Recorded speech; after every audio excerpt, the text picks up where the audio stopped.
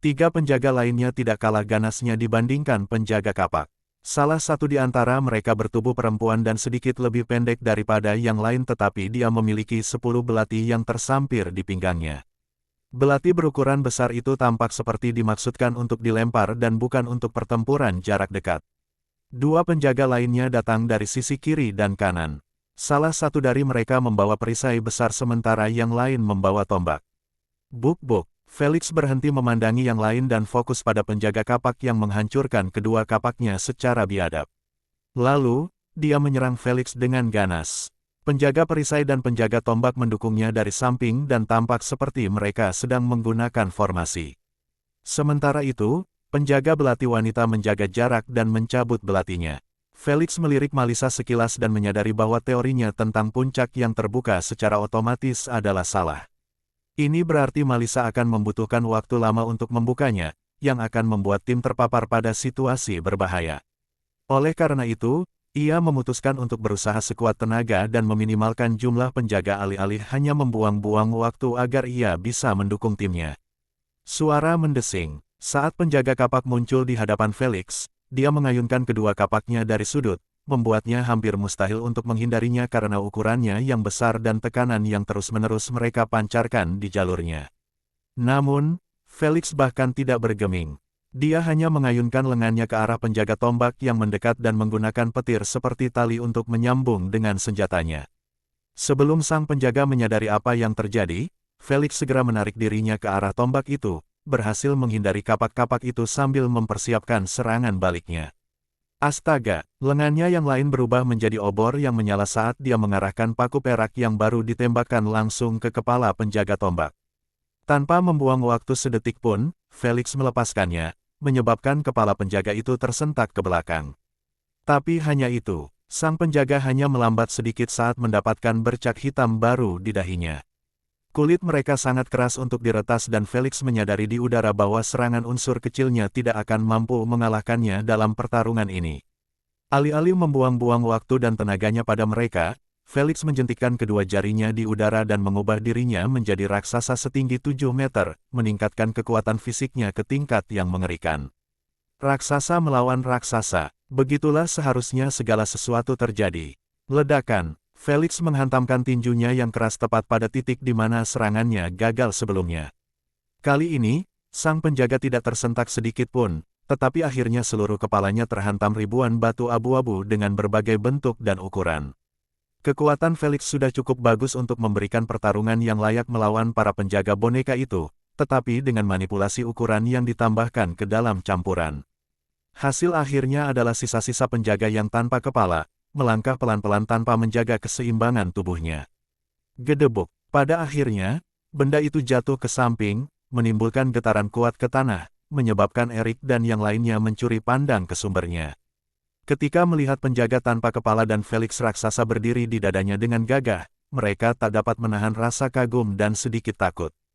Disinilah mereka berusaha sekuat tenaga untuk bertahan dari serangan target mereka sementara Felix berhasil menjatuhkan satu dalam waktu kurang dari 30 detik. Meskipun ia membuatnya tampak mudah, mereka tetap tidak mempunyai niat sama sekali untuk beralih ke serangan karena mereka telah menggunakan kemampuan mereka di awal dan gagal meninggalkan goresan pada para penjaga itu. Haha, bos mungkin akan membunuh semua penjaga di sini kalau kita tidak melakukan sesuatu terhadap mereka terlebih dahulu. Tawa Erik bergema di interkom pasukan itu. Dia tampak tidak terlalu tertekan oleh dua penjaga yang dihadapinya saat dia terus menggunakan kemampuannya yang berbasis angin untuk menghindari serangan mereka. Sial, kuharap dia akan melakukannya. Hodri segera memfokuskan kembali perhatiannya kepada penjaga yang mencoba memukulnya dengan tongkat raksasa yang mengerikan. Untungnya, ia berhasil menghindari tongkat itu dengan berlari cepat di luar zona kontak dengan keempat anggota tubuhnya. Ia berubah wujud sepenuhnya menjadi seekor anjing berukuran besar, memberinya mobilitas yang diperlukan untuk menjaga dirinya tidak tersentuh selama pertempuran, tidak seperti Pualani yang berada dalam wujud beruang. Dia mengalami kesulitan menghindari serangan targetnya karena kurangnya mobilitasnya. Sialnya, dia hampir terbunuh oleh serangan pertama yang ditujukan padanya karena dia tidak menyangka ada penjaga raksasa yang akan melancarkan serangan cepat. Bagaimana dengan Malak? Dia melakukan pekerjaannya dengan luar biasa saat dia mengandalkan sayapnya yang menyala biru untuk bermain dengan targetnya. Sementara itu, Felix menarik diri dari serangan itu dengan menggunakan kemampuan tarikan listriknya. Dia sudah mengecilkan dirinya sendiri karena dia percaya bahwa dia akan mempunyai kendali yang lebih baik seperti ini daripada berada dalam wujud raksasanya. Setidaknya, sampai ia berhasil menemukan kesempatan sempurna lainnya untuk melakukan serangan balik.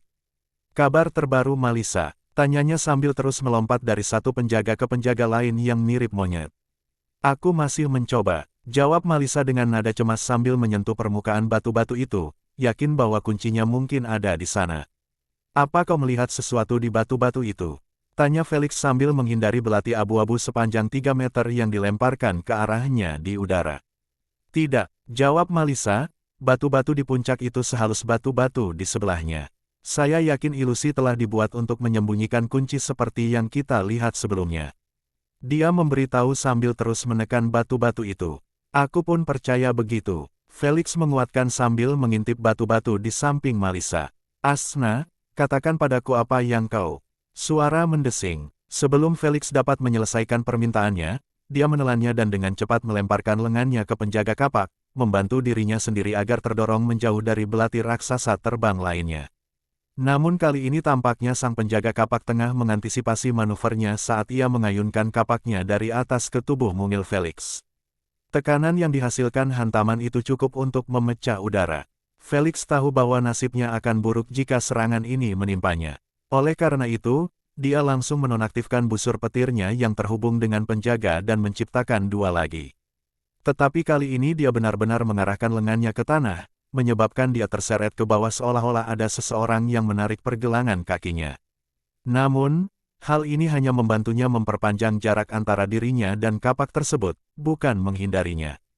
Jadi ketika kakinya menyentuh tanah, Felix berguling sekali lalu meletakkan tangannya di lantai dan memanfaatkan momentum itu untuk mendorong dirinya menjauh.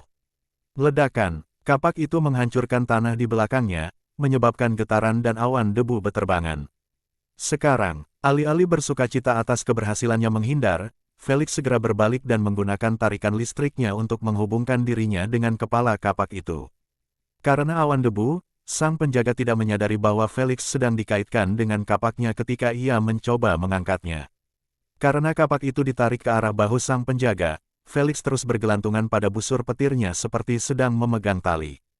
Ketika kapak itu akhirnya muncul dari asap, Felix menjentikkan jarinya dengan ekspresi dingin, mengubah tubuhnya menjadi raksasa dalam sepersekian detik. Saat sang penjaga menyadari bahwa ia berada dalam situasi yang buruk, tangan Felix yang terkepal sudah siap menyambutnya.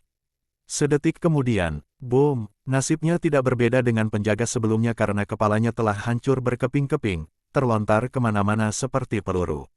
Bagus sekali, bos, seru Erik kegirangan saat dia mendengar ledakan itu dan melihat apa yang terjadi. Seluruh anggota skuad yang mampu berbicara pun turut mengirimkan ucapan selamat yang gembira.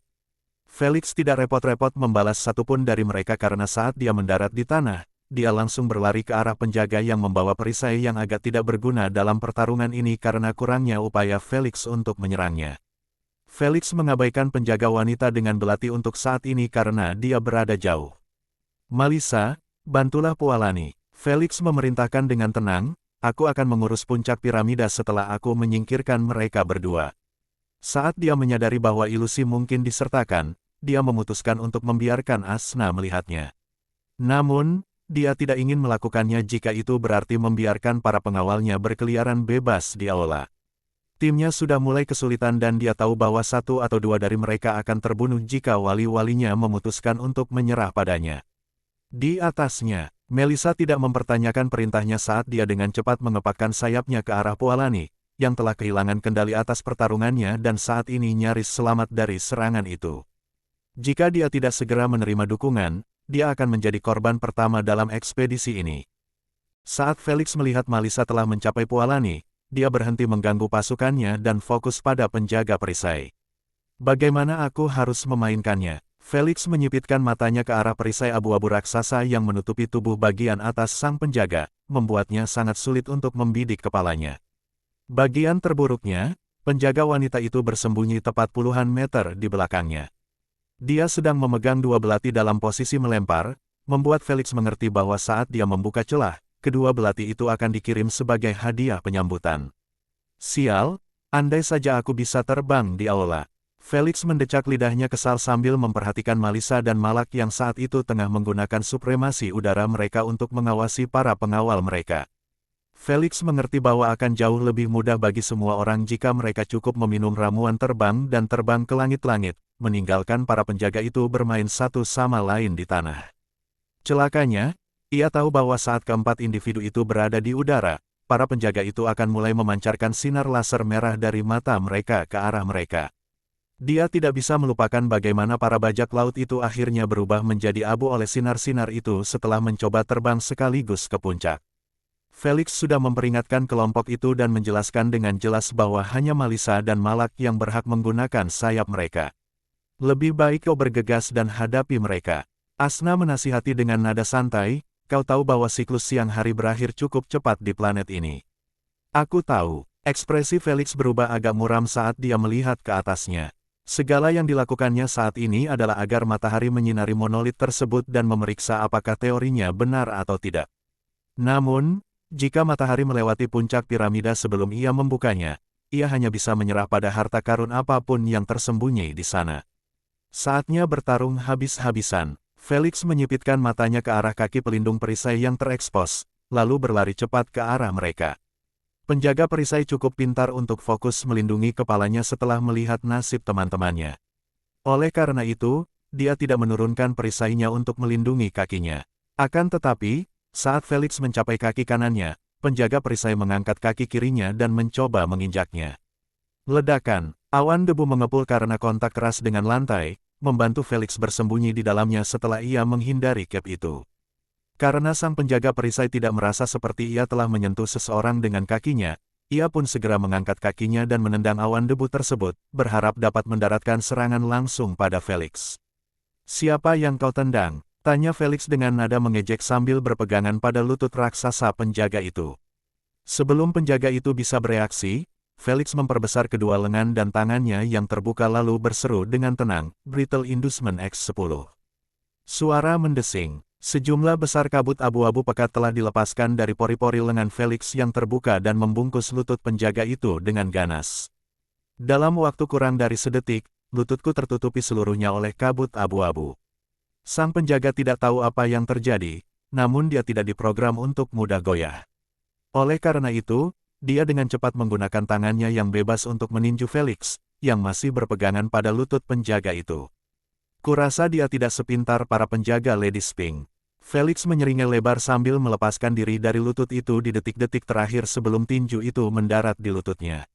Tanpa sepengetahuan sang penjaga, lututnya telah menjadi rapuh dan mudah patah karena bujukan yang 10 kali lebih kuat dari biasanya. Oleh karena itu, CRACK, lututnya tidak selamat dari pukulan itu karena langsung hancur berkeping-keping. Suara itu menarik perhatian Malak dan yang lainnya, membuat mereka mengintip sebentar ke sumbernya. Bagaimana? Mata Malak terbelalak kaget setelah mengetahui bahwa penjaga itu telah kehilangan kakinya dan saat ini sedang bersandar pada perisainya untuk menjaga keseimbangan. Akan tetapi, mereka tidak diberi cukup waktu untuk berpikir tentang kaki tersebut karena penglihatan mereka telah tertangkap oleh pemandangan Felix yang menggunakan busur cahayanya untuk memanjat permukaan perisai, seperti dia sedang memanjat tebing. Felix sudah mengantisipasi bahwa penjaga itu akan menggunakan perisainya sebagai penopang agar tidak terjatuh.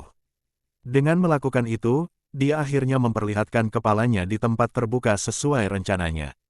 Gila, Felix tidak membutuhkan waktu sedetik pun untuk mencapai puncak perisai dan mencapai wajah kura-kura tanpa ekspresi milik penjaga itu. Wus-wus. Felix tidak diberi waktu sedetik pun untuk meneruskan serangan baliknya karena dua belati raksasa kini berputar kencang ke arahnya. Gila, Felix langsung memasuki mode supersoniknya, yang memungkinkan dia menganalisis lintasan belati terbang. Bidiknya lebih akurat daripada rudal pelacak. Kelopak mata Felix berkedut setelah menyadari bahwa ia akan terkena satu belati yang akan menyerempet telinga penjaga itu dalam prosesnya. Dia pikir dia akan aman kalau berlindung di balik penjaga itu, tetapi ternyata tidak. Namun Felix sama sekali tidak gentar. Ia segera memperbesar tubuhnya dan menendang kepala seperti kura-kura itu dari sisi kiri. Tendangannya cukup kuat, kepala penjaga itu sedikit retak. Namun yang terpenting, tenaganya mampu menggesernya sedikit ke kanan. Hal ini menyebabkan belati yang masuk malah menghantam kulit kepala penjaga itu dan bukannya menggores telinganya seperti yang direncanakan oleh penjaga wanita itu. Karena segala sesuatu masih terjadi dalam gerakan lambat di mata Felix, ia berhasil melihat belati lainnya menembus pecahan belati pertama dan kepala sang penjaga. Felix menyeringai tipis sambil bergerak sedikit ke samping, menyebabkan belati itu melewati dia dalam gerakan lambat. Akan tetapi, alih-alih membiarkannya pergi, Felix malah mengulurkan tangannya dengan cepat dan menangkap gagang pisau itu sambil terus berputar. Astaga, sulit bagi Felix untuk menggertakkan giginya untuk melawan kekuatan belati itu. Ia bahkan merasa jika ia tidak melepaskannya, pinggangnya akan patah. Namun, dia menelan rasa sakit itu dan secara biadab menghentikan belati itu tanpa mematahkannya. "Mengapa kamu melakukan ini?" tanya Asna aneh. "Untuk melakukan serangan balik tentu saja." Felix menyeringai jahat sambil menukar belati ke tangannya yang lain. Lalu, entah dari mana, Felix mengulurkan lengannya ke arah penjaga wanita itu dan mengaktifkan kemampuannya Thor's Ordnance pada belati itu. Pada saat seluruh lengannya yang besar itu mengeluarkan cahaya yang menyilaukan ke seluruh aula, belati itu sudah dikibaskan oleh Felix. Lalu, sinar emas raksasa tiba-tiba muncul selama sepersekian detik sebelum menghilang dalam kehampaan. Ledakan. Satu-satunya yang tertinggal hanyalah suara menggelegar dari penghalang suara yang hancur dan tubuh penjaga wanita itu meledak menjadi pecahan-pecahan dan debu halus. Dari saat Felix memanjat perisai hingga kematian penjaga wanita, seluruh rangkaian kejadian tersebut hanya memakan waktu 2 detik untuk dilakukan.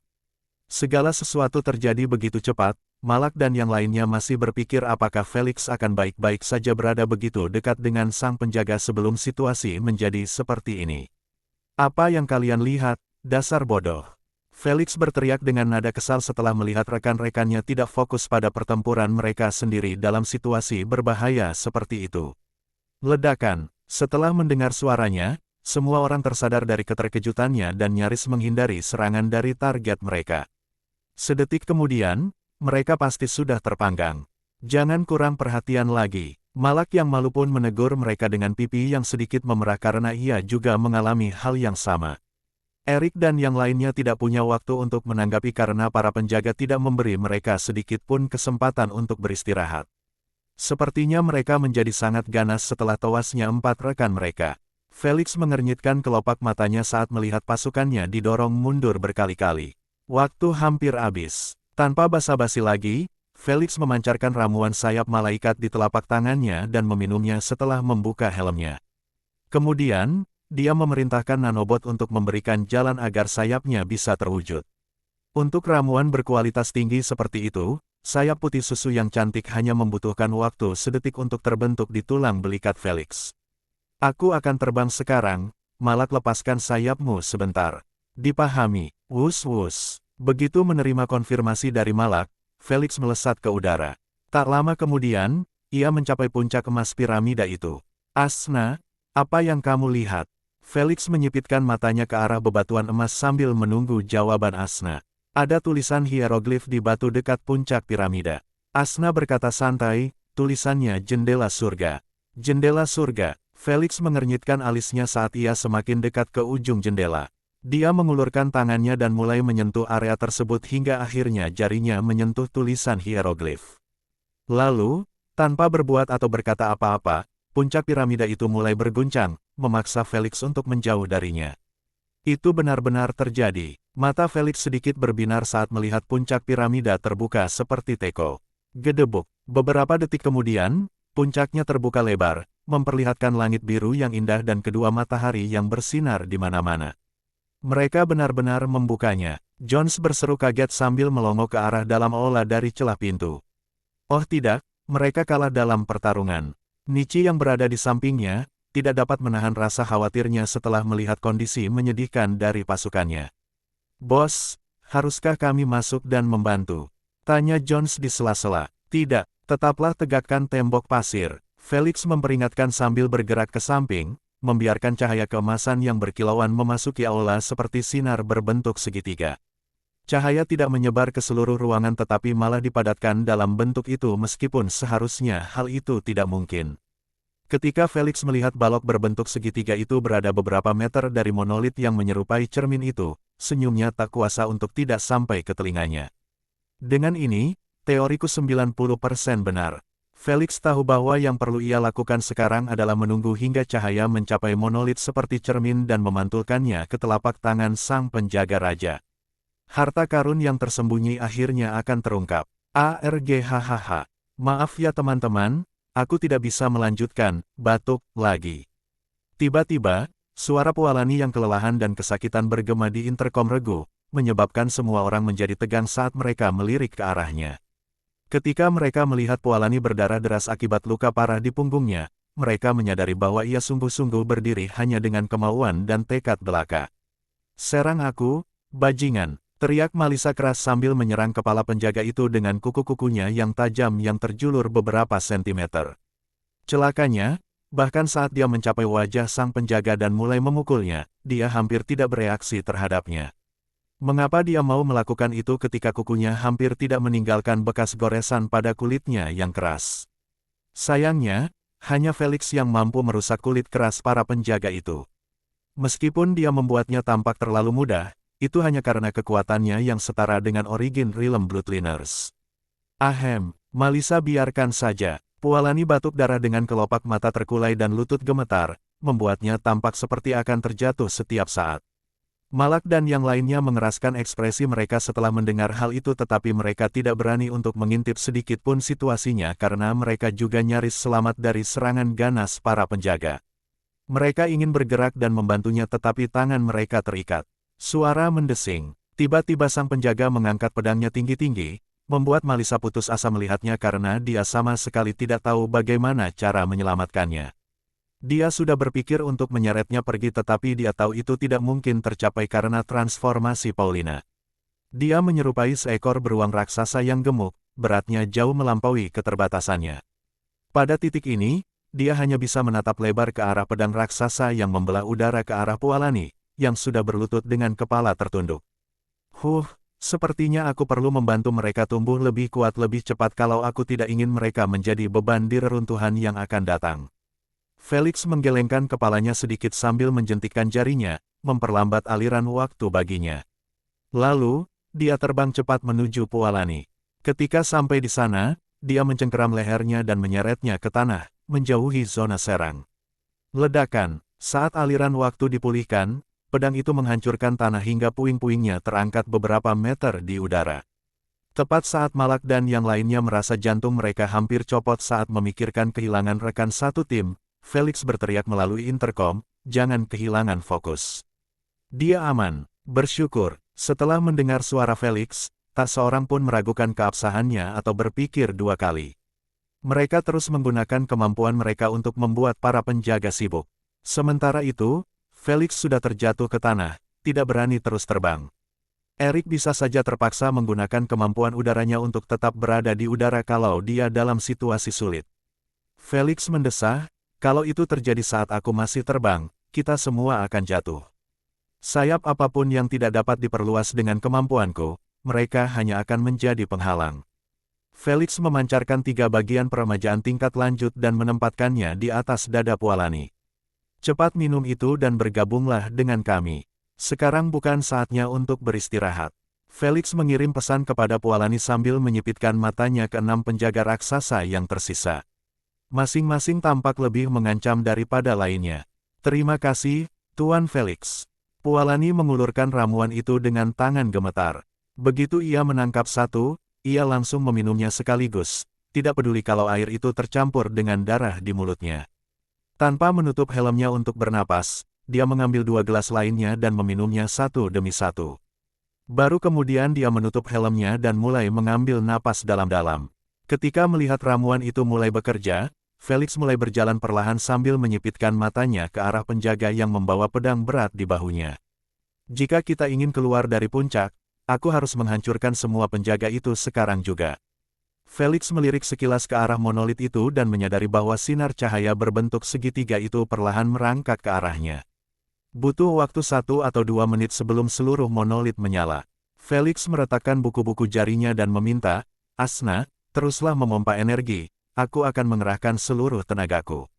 Lebih baik kau buat acara ini menghibur, kata Thor sambil meneguk alkohol dalam-dalam. Pasti menghibur, kan? Felix menyeringai tipis saat merasakan aliran energi murni yang mengalir deras melalui nadinya. Lalu, dia menghilang dari tempatnya, meninggalkan percikan-percikan terang di belakangnya. Itulah hal terakhir yang berhasil dilihat Pualani sebelum simfoni ledakan dan hujan puing mulai memenuhi seluruh aula. Semenit kemudian, Malak, Erik, Malisa, dan Pualani terlihat berdiri di satu tempat dengan mata terbuka lebar dan tangan gemetar seperti mereka telah melihat inkarnasi iblis. Pemandangan yang terpantul dari pupil mereka yang membesar adalah pemandangan Felix yang berdiri di atas kepala yang hancur dari penjaga terakhir yang berdiri di aula. Duh, tubuh yang tersisa jatuh ke tanah, bergabung dengan saudara-saudaranya yang lain, yang tergeletak di mana-mana dalam kondisi yang bahkan lebih buruk. Beberapa dari mereka kepalanya hancur sementara beberapa dari mereka tidak memiliki satu pun bagian tubuh yang menempel pada badan mereka. Benar-benar monster. Kekuatan ini menentang akal sehat. Aku sudah menggunakan segalanya tapi aku hampir tidak menggoresnya. Malak menggigit bibirnya dengan ekspresi frustrasi, aku seharusnya juga menjadi keturunan langsung dari garis keturunan leluhur tapi mengapa perbedaan kekuatannya begitu besar? Apakah dia benar-benar manusia? Apakah manusia memang selalu sekuat ini? Malisa memegangi jantungnya yang berdebar kencang sambil menatap tatapan Erik dan Pualani yang tercengang. Tidak. Dia jelas kasus yang istimewa. Mereka semua melihat bagaimana Felix mengandalkan kekuatan fisiknya untuk melumpuhkan para penjaga itu. Di mata mereka, kehebatan fisik seperti itu tidak seharusnya muncul di tangan manusia. Mereka benar berpikir seperti ini karena Felix memperoleh kekuatan semacam ini hanya berkat dorongan garis keturunan primogenitornya dan hati Devourer. Cek, kalau aku jadi kau, aku pasti sudah mengalahkan mereka dalam waktu kurang dari 10 detik. Thor bersendawa sambil membanggakan diri. Saya merasa saya bisa melaksanakan pertempuran dengan lebih efisien. Felix tidak tahu apakah Thor benar-benar membual atau bersungguh-sungguh, tetapi dia yakin penampilannya bisa lebih baik. Felix, jangan pedulikan ini, dasar babi mabuk. Asna mencibir, mungkin dia akan butuh waktu selama itu untuk bangun dari tempat tidur. Dingin sekali, membela suamimu dengan menjatuhkanku. Thor menghela napas panjang dan sedih. Dasar bajingan, berhentilah bicara omong kosong seperti itu. Bentak Asna dengan telinga yang sedikit memerah. Felix tersenyum kecil mendengar pertengkaran mereka dan mengamati monolit itu. Ketika dia melihat cahaya itu hampir sepenuhnya terpantul di telapak tangan pelindung raja yang terulur, dia segera menyeka senyum nakalnya dan berlari menuju monolit itu.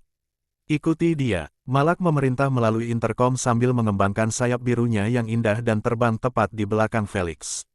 Setelah yang lain sampai di dekatnya dan Felix, mereka tidak berani bicara keras karena mata mereka terpaku pada telapak tangan sang penjaga raja di mana berkas cahaya sedang menyinari. Mereka menatapnya lekat-lekat sampai bola mata mereka hampir keluar, namun tidak muncul apapun di telapak tangan itu. Apakah pemikiran bos salah? Mungkin sesuatu akan terjadi jika kita memberinya waktu. Oh tidak, seberkas cahaya mulai melewati telapak tangan. Saat yang lain mulai gelisah bahwa semua yang mereka lakukan akan sia-sia, Felix tiba-tiba mengembangkan sayapnya dan terbang menuju pohon palem. Apakah kamu sudah bisa melihat lebih jelas sekarang? Felix bertanya kepada Asna sambil menyipitkan matanya ke arah telapak tangan yang kosong dan bercahaya. Yap, aku benar. Itu benar-benar sebuah kubus hitam kecil. Asna meletakkan dagunya di telapak tangannya dan berkata, itu melayang di atas bagian tengah telapak tangan. Tahukah kau siapa Lady Sphinx itu? Tanya Jormungandr. Lady Sphinx menutup bukunya dan dengan lembut meletakkannya di atas meja. Kemudian, dia mulai memeriksa kubus hitam pekat itu selama beberapa detik sebelum menggelengkan kepalanya. Aku tidak ingat benda ini. Tidak mungkin, kamu sebenarnya tidak tahu. Thor dan Jormungandr sangat terkejut dengan jawabannya karena mereka tidak pernah menduga salah satu makhluk paling bijak dan berpengetahuan di alam semesta gagal mengenali benda ini. Banyak hal yang tidak ku ketahui, kata Lady Sphinx dengan tenang, jika bukan karena itu, aku tidak akan terus membaca buku. Jika bahkan Lady Sphinx tidak tahu benda apa itu, Felix mulai ragu untuk membawanya. Namun, setelah teringat semua yang telah mereka lalui di dalam aula, dia mengeraskan ekspresinya dan berpikir, agar benda itu dilindungi seketat ini, itu artinya benda itu adalah benda yang sangat berharga. Bahkan jika aku tidak dapat menggunakannya, aku selalu dapat menjualnya atau menukarnya dengan Lady Sphinx. Aku akan membawanya bersamaku, apapun yang terjadi. Felix menatap dalam-dalam ke kubus hitam pekat yang tersembunyi itu, memperlihatkan tekadnya yang tak tergoyahkan di hadapan pasukannya. Melihatnya bertingkah seperti itu membuat mereka hanya punya satu pikiran dalam benak mereka, apa sih yang sebenarnya dia lihat? Lebih baik kau segera bertindak. Asna memperingatkan sambil mengerutkan kening, kubus itu berkedip-kedip seolah akan menghilang kapan saja. Ketika menyadari bahwa pantulan cahaya di telapak tangan mulai meredup, Felix menyadari bahwa kubus itu akan hilang setelah cahayanya menghilang juga. Jika itu yang terjadi, ia harus menunggu 1 hari lagi agar cahayanya kembali sejajar sempurna dengan monolit itu. Felix tahu bahwa tidak mungkin menunggu selama itu karena Nichi dan Jack hampir tidak mampu menopang dinding lubang dengan kemampuan mereka. Jika dia memutuskan untuk membiarkan lubang itu runtuh sementara puncak Ami terbuka lebar, maka pasir akan memasuki aula bagaikan wastafel yang menelan air. Sial, lebih parah lagi. Aku tidak bisa menyuruh pasukanku meninggalkan aula sekarang juga karena mereka akan mengganggu berkas cahaya itu. Felix mengernyitkan alisnya saat memikirkan hal itu. Ia berencana membiarkan pasukannya pergi terlebih dahulu sementara mereka membawa serta sebuah kabel sehingga ia dapat dengan mudah mengubah dirinya menjadi listrik dan melarikan diri setelah mengambil kubus hitam pekat itu. Sayangnya, selama keberadaan kubus itu terkait dengan cahaya yang dipantulkan, rencana ini tidak akan pernah berhasil. Satu-satunya permainan yang kumiliki adalah membuat yang lain minum ramuan terbang dan membiarkan mereka berdiri di puncak piramida. Felix merenung, tapi, aku tidak bisa membuat mereka semua terbang di udara pada saat yang sama karena tidak diketahui apakah penjaga kerajaan ini juga bisa menembakkan sinar laser atau tidak. Saat Felix menonton dokumenter itu, dia tidak melihat sang penjaga kerajaan ikut beraksi sama sekali karena penjaga yang lain sudah lebih dari cukup untuk menghadapi para bajak laut kecil itu. Meskipun dia tidak melihatnya bergerak, Felix tetap sangat waspada terhadapnya. Terutama saat harta karun aula itu ada di telapak tangannya. Jadi langkah terbaik saat ini adalah membuat Pualani dan Hodri tetap dekat puncak sementara Erik dan gadis-gadis lain tetap di lantai. Felix memilih urutan ini karena Malisa, Malak, dan Erik lebih cepat daripada dua lainnya. Jadi, saat keadaan menjadi buruk, mereka akan memiliki peluang lebih baik untuk mencapai puncak piramida daripada mereka. Setelah menemukan rencana yang masuk akal, Felix segera menonaktifkan mode supersoniknya dan memberikan perintah yang sama kepada yang lainnya. Pindahkan, pastikan untuk tidak mengganggu cahaya. Hodri dan Pualani buru-buru menenggak ramuan pembasmi lalat dan terbang ke arah berbeda. Ketika Felix melihat mereka telah sampai di posisi masing-masing, ia menatap Malak dengan serius lalu ia terbang cepat ke arah telapak tangan pengawal raja. Semua orang menjadi tegang ketika melihatnya menukik ke arah tengah pohon palem. Mereka tidak tahu apa sebenarnya yang sedang dilakukannya karena mereka tidak dapat melihat kubus tersebut, tetapi mereka tidak ingin membuang-buang waktu dengan tetap ragu atau bingung. Sementara itu, Felix bahkan lebih tegang daripada mereka karena semakin dekat ia ke kubus itu, semakin kuat firasatnya berteriak padanya untuk mundur. Hal ini membuatnya merasa gugup apakah boleh memiliki benda seperti itu. Sayangnya, Felix sudah terlalu larut dalam emosinya hingga tidak bisa mengubah pikirannya. Oleh karena itu, begitu ia sampai di telapak tangan itu, tanpa ragu ia sampaikan permintaannya, "Ratu, mohon pancarkanlah segala yang ada di atas telapak tangan ini." Gelang ab miliknya langsung memancarkan cahaya biru ke seluruh permukaan telapak tangannya selama sepersekian detik. Kemudian, langsung menghilang tanpa menimbulkan kegaduhan. Berhasil, Felix bertanya-tanya sambil mengamati pohon palem di bawahnya. Dia ragu karena dia tidak melihat partikel biru yang seharusnya mewakili keberadaan kubus tersebut. Tidak, ia masih melayang di tempatnya. Untungnya Asna menyelamatkannya dari kesulitan bertanya pada Ratu. Saya pikir semua objek di alam semesta dapat dimasukkan ke dalam kartus spasial tanpa banyak kesulitan. Kebingungan Felix dapat dimengerti. Kartus spasial disebut-sebut memiliki kemampuan untuk menyimpan apapun dalam bentuk padat, cair, dan gas, selama benda tersebut tidak bernyawa. Jika prosesnya gagal, Felix hanya mencapai satu kesimpulan. Asna, apakah kubus ini hidup? Tanya Felix gugup. Aku tidak tahu. Asna menyipitkan matanya ke arah kubus itu sejenak, lalu mengangkat bahunya dengan acuh tak acuh, kelihatannya seperti kubus Rubik padat biasa, tetapi warnanya hitam. Tidak lebih, tidak kurang. Tepat saat Felix ingin menjawab, Asna mendesaknya, berhentilah berpikir terlalu banyak dan buatlah keputusan. Kubus ini mulai kabur. Sialan, bimbing aku ke sana. Tahu bahwa sudah bukan saatnya untuk ragu, Felix memutuskan untuk langsung mengambil kubus itu. Asna segera memberinya petunjuk ke sana karena permukaan telapak tangannya cukup lebar. Saat Felix sudah dekat dengan kubus tersebut, ia tidak lagi membutuhkan bantuan Asna karena kubus tersebut sudah diserahkan dengan aura jahat dan sadis. Deg-degan, jantung Felix berdebar kencang setelah bersentuhan dengan aura ini. Meski sudah memakai helm dan diberi oksigen lewat selang, Felix mulai merasa seperti tercekik sementara jantungnya dicengkeram erat oleh cengkeraman yang kuat. Ini adalah pertama kalinya dia mengalami hal seperti ini dan dia sama sekali tidak tahu bagaimana harus bereaksi. Wah, aura yang sangat jahat. Thor mengangkat alisnya karena terkejut melihat sensasi yang dialami Felix. Tidak seberat dan sekuat Paragon of Sins, tetapi fakta bahwa benda itu berasal dari kubus kecil cukup mengkhawatirkan. Jormungandr mengeraskan ekspresinya saat dia memerintahkan, Felix, tinggalkan benda ini sekarang juga. Sebelum Felix sempat bereaksi terhadap peringatan Jormungandr, Lady Sphinx menolak dengan ekspresi cerah, jangan dengarkan si penakut ini. Selama kau bersamaku, tidak akan terjadi apa-apa padamu baik secara fisik maupun mental jika aku memutuskan untuk membantumu.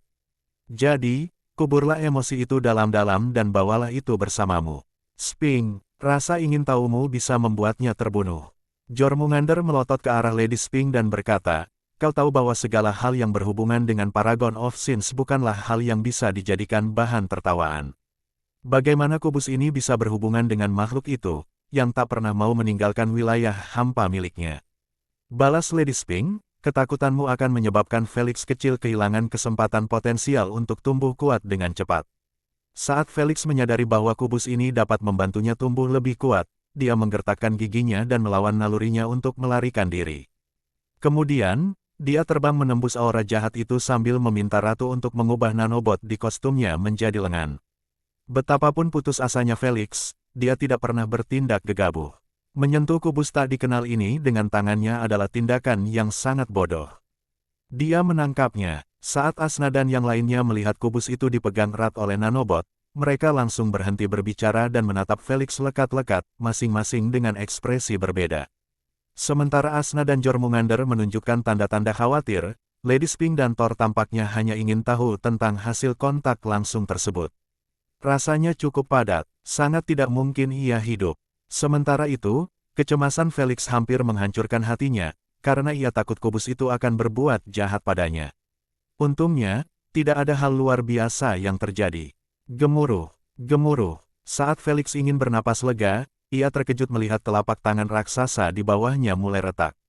Tak lama kemudian, retakan di telapak tangan mulai menyebar dengan cepat ke tubuh besar sang penjaga raja. Apa yang dilakukan bos hingga penjaga itu mulai menghancurkan dirinya sendiri? Tanya Erik dengan mata terbelalak. Malak dan yang lainnya pun terkejut dan bingung seperti dirinya, sehingga mereka tidak dapat menjawab pertanyaannya. Untungnya, mereka tidak naif seperti Erik untuk mempercayai bahwa penjaga kerajaan itu sebenarnya sedang menghancurkan dirinya sendiri. Tuan Felix, ini bukan pertanda baik bagi kita.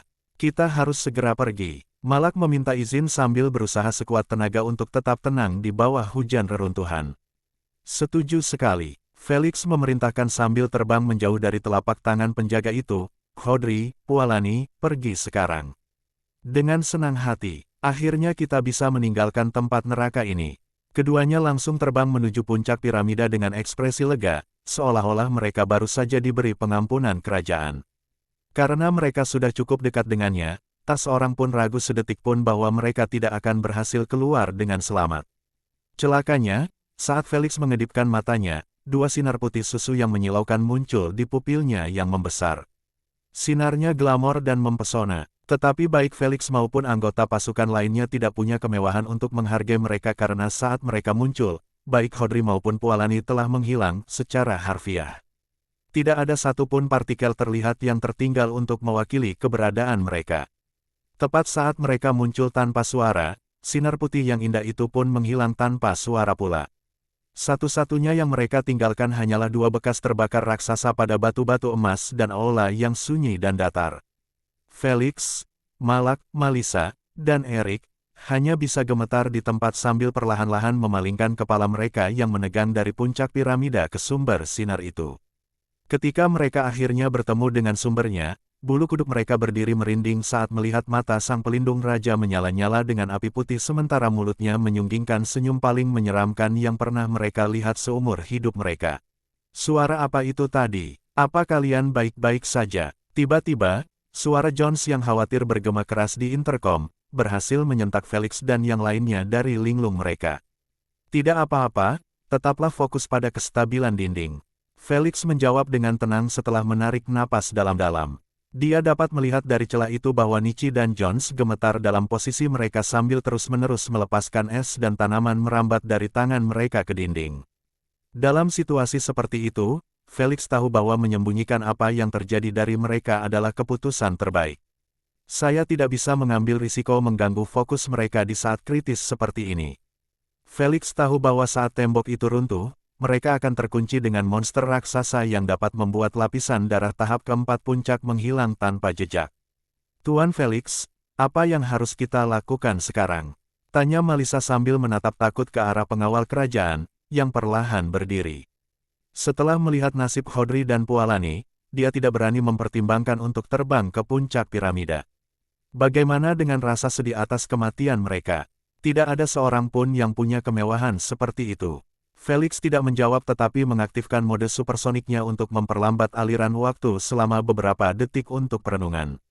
Aku turut berduka cita atas kematian Hodri dan Pualani, tetapi ini bukan saatnya untuk berduka atas mereka. Felix menyipitkan matanya melihat senyum sinis sang penjaga raja dan berpikir, fakta bahwa ia tidak menembakkan sinar laser lagi kepadaku meskipun aku sedang terbang menyiratkan dua hal. Entah, penjaga itu tidak ingin merusak kubus itu atau ia hanya menembak sasaran yang berusaha melarikan diri dari puncak piramida. Apapun itu, aku mendatangkan masalah ini pada diriku sendiri dan pasukan. Aku tidak bisa membuat mereka tersapu bersih di garis akhir. Felix mengeraskan ekspresinya. Satu-satunya cara untuk mengamankan keselamatan mereka adalah dengan memaksa pengawal kerajaan untuk hanya fokus padaku. Setidaknya, kau bertanggung jawab atas keserakahanmu. Jormungandr agak memuji. Baru saja Felix hendak menyunggingkan senyum pahit, matanya terbelalak kaget saat melihat mata pengawal raja itu makin berbinar-binar menatap Malak. Sial, dia bahkan bisa membidik mereka yang ada di tanah. Tanpa berpikir panjang, Felix berlari secepat suara ke arah Malak, yang terlihat mencoba mengepakkan sayapnya dalam gerakan lambat, bersiap menghindari sinar laser yang datang. Tetapi dari ekspresi putus asa di wajahnya, dia jelas tahu bahwa dia jauh lebih lambat daripada sinar laser yang dapat muncul dengan kecepatan cahaya. Sial, bahkan Felix tahu bahwa dia jauh lebih lambat setelah melihat kemunculannya yang pertama. Namun, tidak semua harapan hilang karena penjaga raja jelas membutuhkan sedikit waktu untuk menembak. Felix memanfaatkan sepenuhnya waktu milidetik itu untuk mencapai sisi Malak dan segera berlari menjauh setelah menggendongnya. Sedetik kemudian, cahaya putih susu terang menerangi aula lagi, memaksa semua orang memejamkan mata. Saat Erik dan Malisa menyadari bahwa cahaya telah memudar, mereka segera membuka mata dan mulai melihat sekeliling, berharap Malak dan Felix baik-baik saja. Tidak butuh sedetik pun bagi mereka untuk melihat Felix menggendong Malak di pinggangnya sementara masih ada sisa muatan listrik yang mengalir melalui tubuh mereka. Semuanya, fokuslah pada mata penjaga itu. Begitu kalian melihat matanya semakin terang, segera tinggalkan tempat kalian. Felix langsung berteriak melalui intercom, tidak memberi waktu bagi yang lain untuk bereaksi. Gedebuk, tak lama kemudian, dia menjatuhkan Malak yang lumpuh, yang sedang bersentuhan langsung dengan luapan petirnya, lalu memerintahkan mereka lagi dengan nada serius, aku tidak akan mengulanginya. Kalian semua bersiap untuk keluar dari aula saat aku memberi kalian perintah. Bos, tetapi, simpan saja obrolanmu dan fokuslah pada matanya jika kau tidak ingin mati. Felix meraung sambil berlari ke arah kaki kiri penjaga itu yang sedikit retak. Dia memastikan untuk tidak memacu kecepatannya secara maksimal sehingga penjaga akan memperhatikannya. Untuk menarik perhatiannya lebih jauh, Felix terus berteriak keras sambil melambaikan kubus hitam pekat itu, dasar bajingan.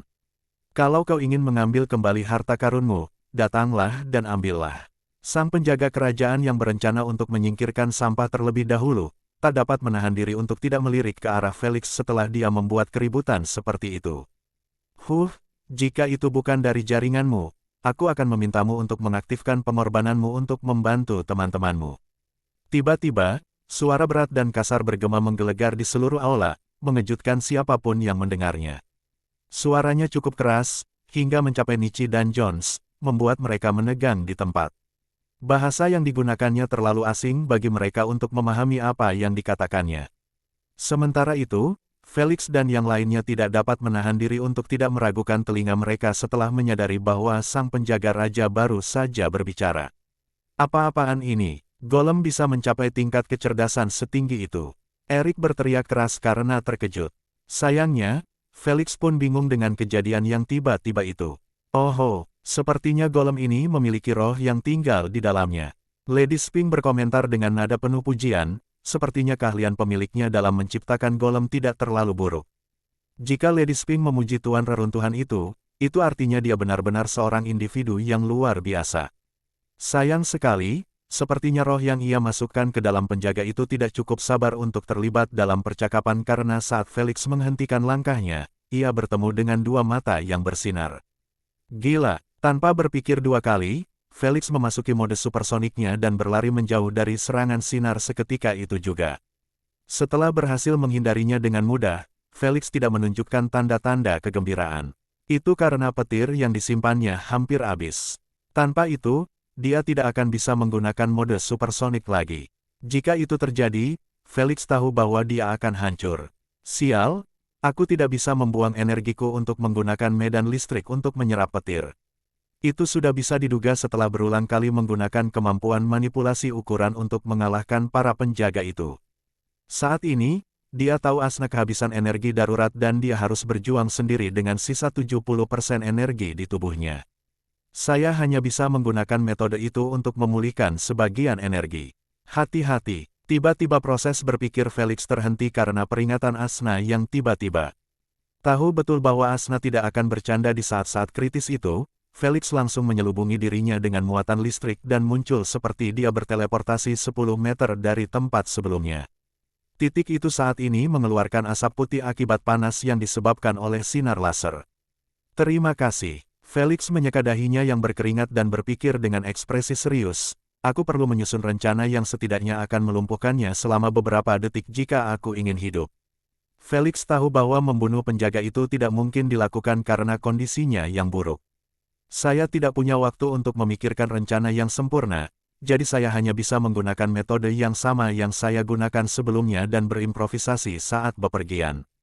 Setelah membuat keputusan cepat, Felix menjentikan jarinya dan mengubah dirinya menjadi raksasa lagi. Sambil melakukannya, ia juga memasuki mode supersoniknya, selain mengeluarkan kabut abu-abu beracun yang kental dari kulitnya. Karena ukurannya yang tidak seperti sebelumnya, kabut beracun itu tampak seperti awan petir yang dahsyat dengan kilat yang berkelap-kelip dari dalamnya. Sebelum Malak dan yang lainnya bisa bereaksi terhadap perkembangan ini, Felix langsung berteleportasi ke kaki besar penjaga raja dan melompat ke kuku kakinya. Meskipun Felix dapat dianggap sebagai raksasa, pada saat ini, ia masih tampak sangat kecil jika dibandingkan dengan ukuran raksasa penjaga raja. Namun, Felix tidak membiarkan perbedaan ukuran menghalanginya. Dia mengepalkan tangannya dan meninju dagu kaki itu sekuat tenaga. Retak-retak, retakan kecil muncul akibat serangannya, membuat Felix mengerti bahwa material yang digunakan untuk menciptakan pelindung raja jauh lebih kuat dibandingkan pelindung lainnya. Meski begitu, Felix sama sekali tidak menahan pukulan secepat kilatnya. Karena petir yang disimpannya terlalu terbatas, ia terpaksa melakukan serangannya tanpa berada dalam mode supersoniknya. Setelah kehilangan kecepatannya yang mengerikan, sang penjaga raja akhirnya berhasil bereaksi terhadap serangan ganas Felix. Yudar, menyadari Felix berusaha menghancurkan pergelangan kakinya, senyum sinis sang pengawal raja berubah menjadi seringai jahat. Ketika Felix merasakannya, rasa dingin menjalar ke tulang punggungnya, membuatnya segera menghentikan serangannya dan mundur secepat mungkin. Saat ia mencapai ujung kaki, jantungnya berdebar kencang saat melihat cahaya putih susu terang muncul dari celah-celah pergelangan kaki. Lalu, belasan sinar laser kecil dipancarkan kemana-mana, membuat Felix ketakutan, yang tengah berjongkok di bawah jari kaki penjaga itu untuk berlindung. Seluruh tubuh bajingan ini bisa menembakkan laser. Felix akan berbohong jika dia mengatakan bahwa perkembangan baru ini tidak membuatnya takut karena satu-satunya rencana yang dia miliki adalah melumpuhkan kaki penjaga itu dan melarikan diri saat dia terjatuh atau setelahnya. Bagi seekor golem yang ukurannya sebesar itu, artinya hampir mustahil untuk menopang beratnya dengan satu kaki. Sekarang, pikirannya benar-benar kosong karena dia tidak dapat menemukan cara untuk melaksanakan rencananya tanpa membiarkan dirinya terlalu dekat dengan retakan itu. Apa yang harus kulakukan tidak? Tepat saat Felix mencoba mencari rencana darurat hujan es, pikirannya terganggu oleh pemandangan retakan yang meleleh. Retakan yang sama di tempat dia meninju sebelumnya dan di tempat munculnya sinar laser. Anehnya, jika batu-batu itu rentan terhadap sinar laser, maka matanya pasti sudah meleleh sejak lama. Dugaan Felix benar, bahan tubuh penjaga itu cukup kuat untuk menahan panas dahsyat dari sinar laser. Bukti terbaiknya adalah retakan yang sangat halus di dagu kaki, beberapa meter di atas area pukulan Felix. Hal ini menyebabkan Felix hanya mencapai satu penjelasan valid tentang fenomena pencairan. Haha, doronganku yang rapuh telah melemahkan batu-batuan hingga mereka kesulitan menahan panas. Ini mengubah segalanya. Bersemangat dan gembira, Felix melompat ke kuku kaki itu lagi dan memperlihatkan seringai lebar yang menyeramkan kepada pengawal raja. Lalu, tanpa ragu, Felix mengacungkan jari tengah padanya dan mengejek dengan arogansi barunya. Dengan tujuan yang buruk seperti itu, pantas saja kau ditangkap dan dikurung di dalam golem ini. Sementara Malak dan yang lainnya tercengang oleh perubahan sikapnya yang tiba-tiba, mata pengawal raja itu tampak seperti hendak menyemburkan api ke arah Felix. Kamu tanya Verte, namun, Felix tidak gentar sedikit pun. Sebaliknya, ia senang karena provokasinya berhasil membuatnya marah. Beginilah caramu membidik. Lalu, dia segera memanifestasikan puluhan tombak raksasa berwarna abu-abu beracun yang rapuh dan menembakkan semuanya ke area pergelangan kaki yang meleleh. Poof. Tombak itu meledak saat bersentuhan, meninggalkan banyak awan kelabu di pergelangan kaki.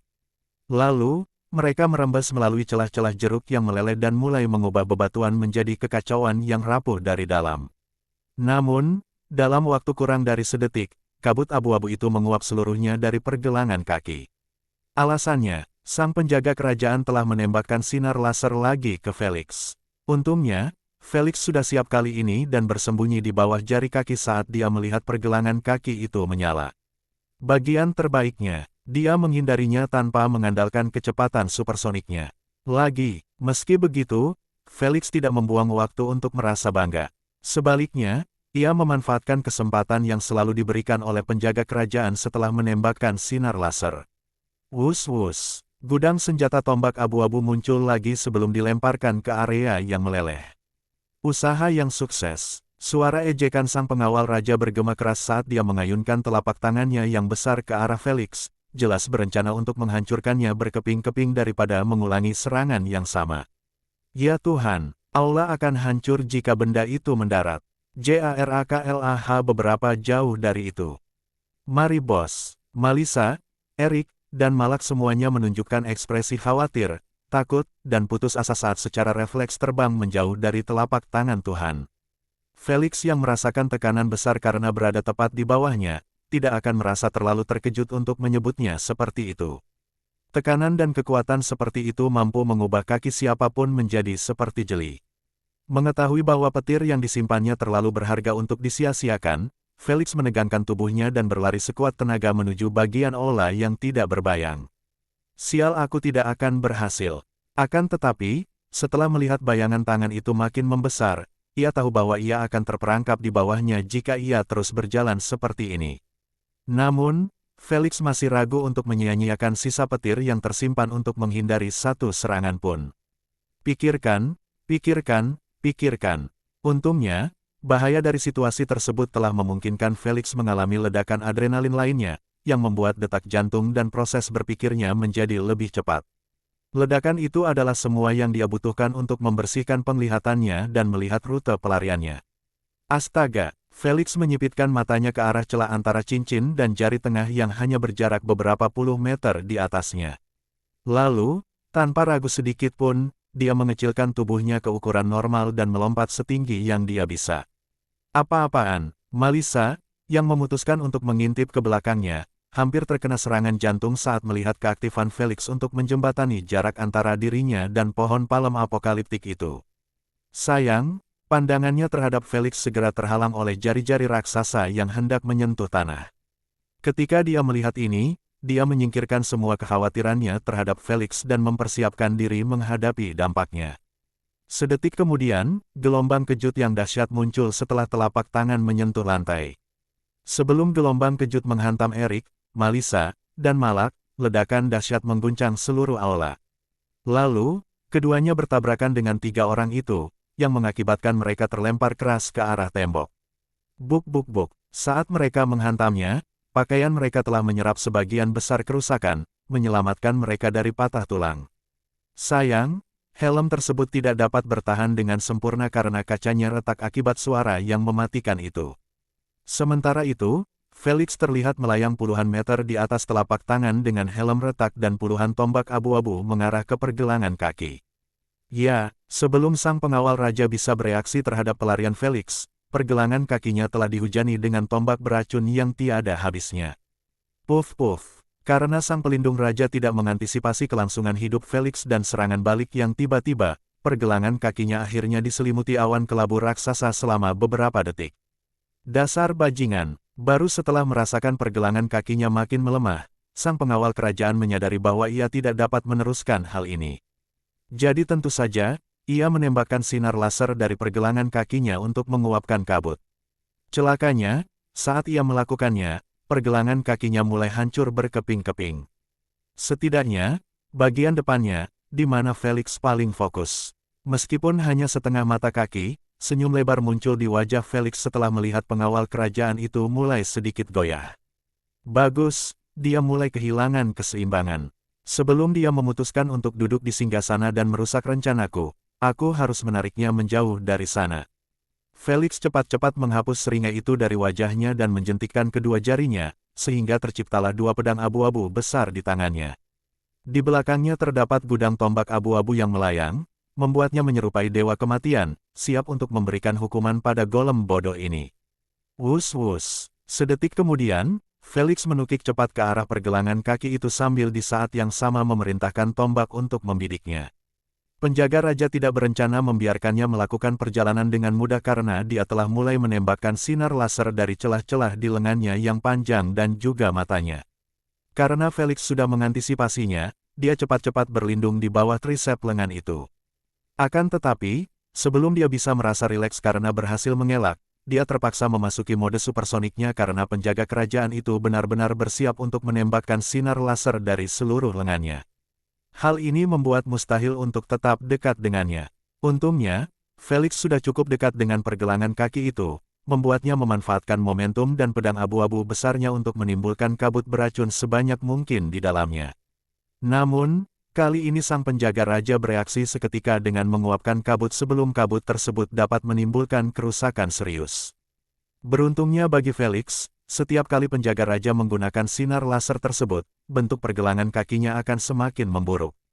Hehe, kau membuatnya terpojok.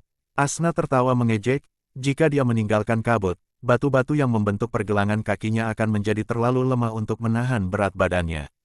Jika dia memutuskan untuk menghadapinya, panasnya akan melelehkan batu-batu yang rapuh itu juga. Jika dia memutuskan untuk mengandalkan kekuatan fisiknya, gerakan yang dia lakukan akan memberikan tekanan besar pada pergelangan kakinya yang lemah. KRAAK. Sebelum Asna sempat menyelesaikan bicaranya, suara retakan keras bergema di aula, mengejutkan semua orang kecuali Felix. Akhirnya, sebaliknya, dia sangat gembira saat melihat pergelangan kakinya akhirnya terpisah dari kakinya setelah pengawal raja mencoba meninjunya. Dia terlalu marah dan malu untuk dipermainkan oleh manusia kecil seperti ini, bahkan untuk berhenti sejenak dan berpikir untuk mengambil langkah mundur. Itulah sebabnya aku tidak suka menggunakan roh di dalam golem-golemku. Emosi mereka akan selalu memengaruhi tugas mereka, tidak seperti Ai yang dingin dan rasional. Nyonya Sping menggelengkan kepalanya pelan saat melihat sang pengawal kerajaan berusaha sekuat tenaga agar tidak terjatuh ke tanah. Celakanya, pertikaiannya dengan Felix telah memaksanya meninggalkan tahtanya yang megah tanpa ia sadari. Ini membuatnya terdampar di tengah aula. Dia berhasil. Apa yang terjadi di sana? Ya Tuhan, Dia kelihatannya akan jatuh ke arah kita. Bersiaplah untuk melarikan diri. Felix berteriak melalui intercom, mengingatkan mereka bahwa semua yang dia lakukan adalah untuk celah kecil ini.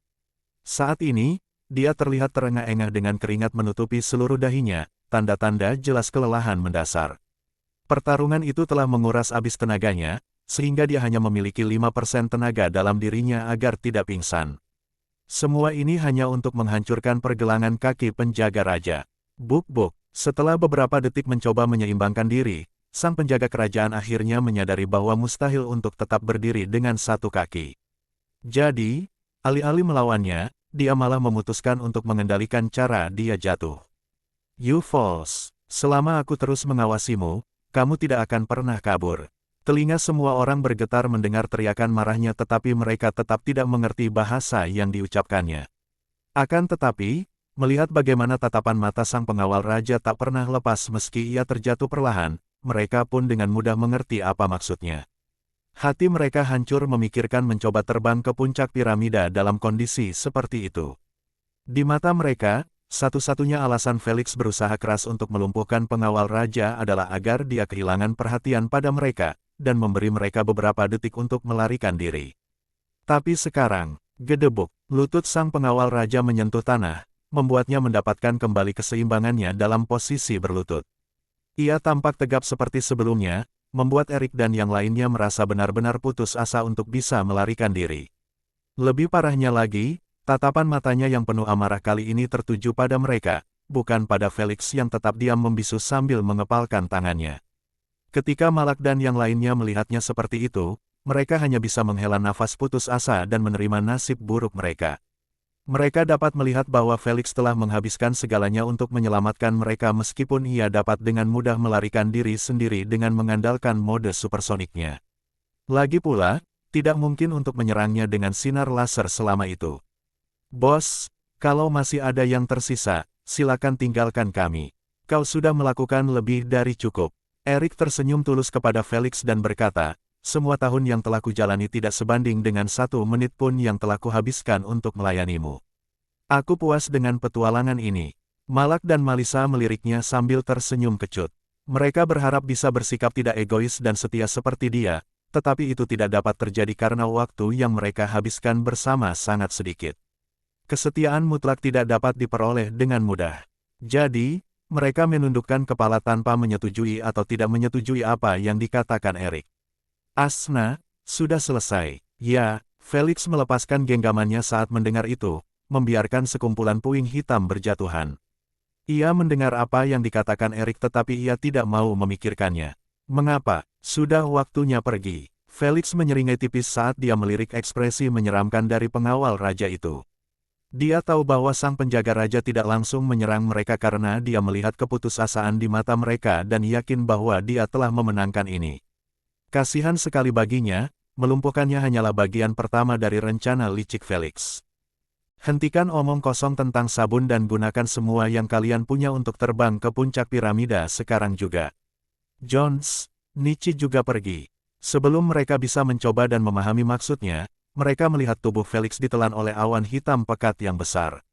Bujukan korupsi telah digunakan. Mustahil. Sang penjaga raja terkejut karena Felix jelas-jelas menunjukkan tanda-tanda kelelahan unsur. Sekalipun tidak, sang pengawal raja yakin betul bahwa energi Felix tidaklah tak terbatas sampai-sampai ia bisa mengerahkan seluruh kekuatannya melawan antek-anteknya daripada dirinya.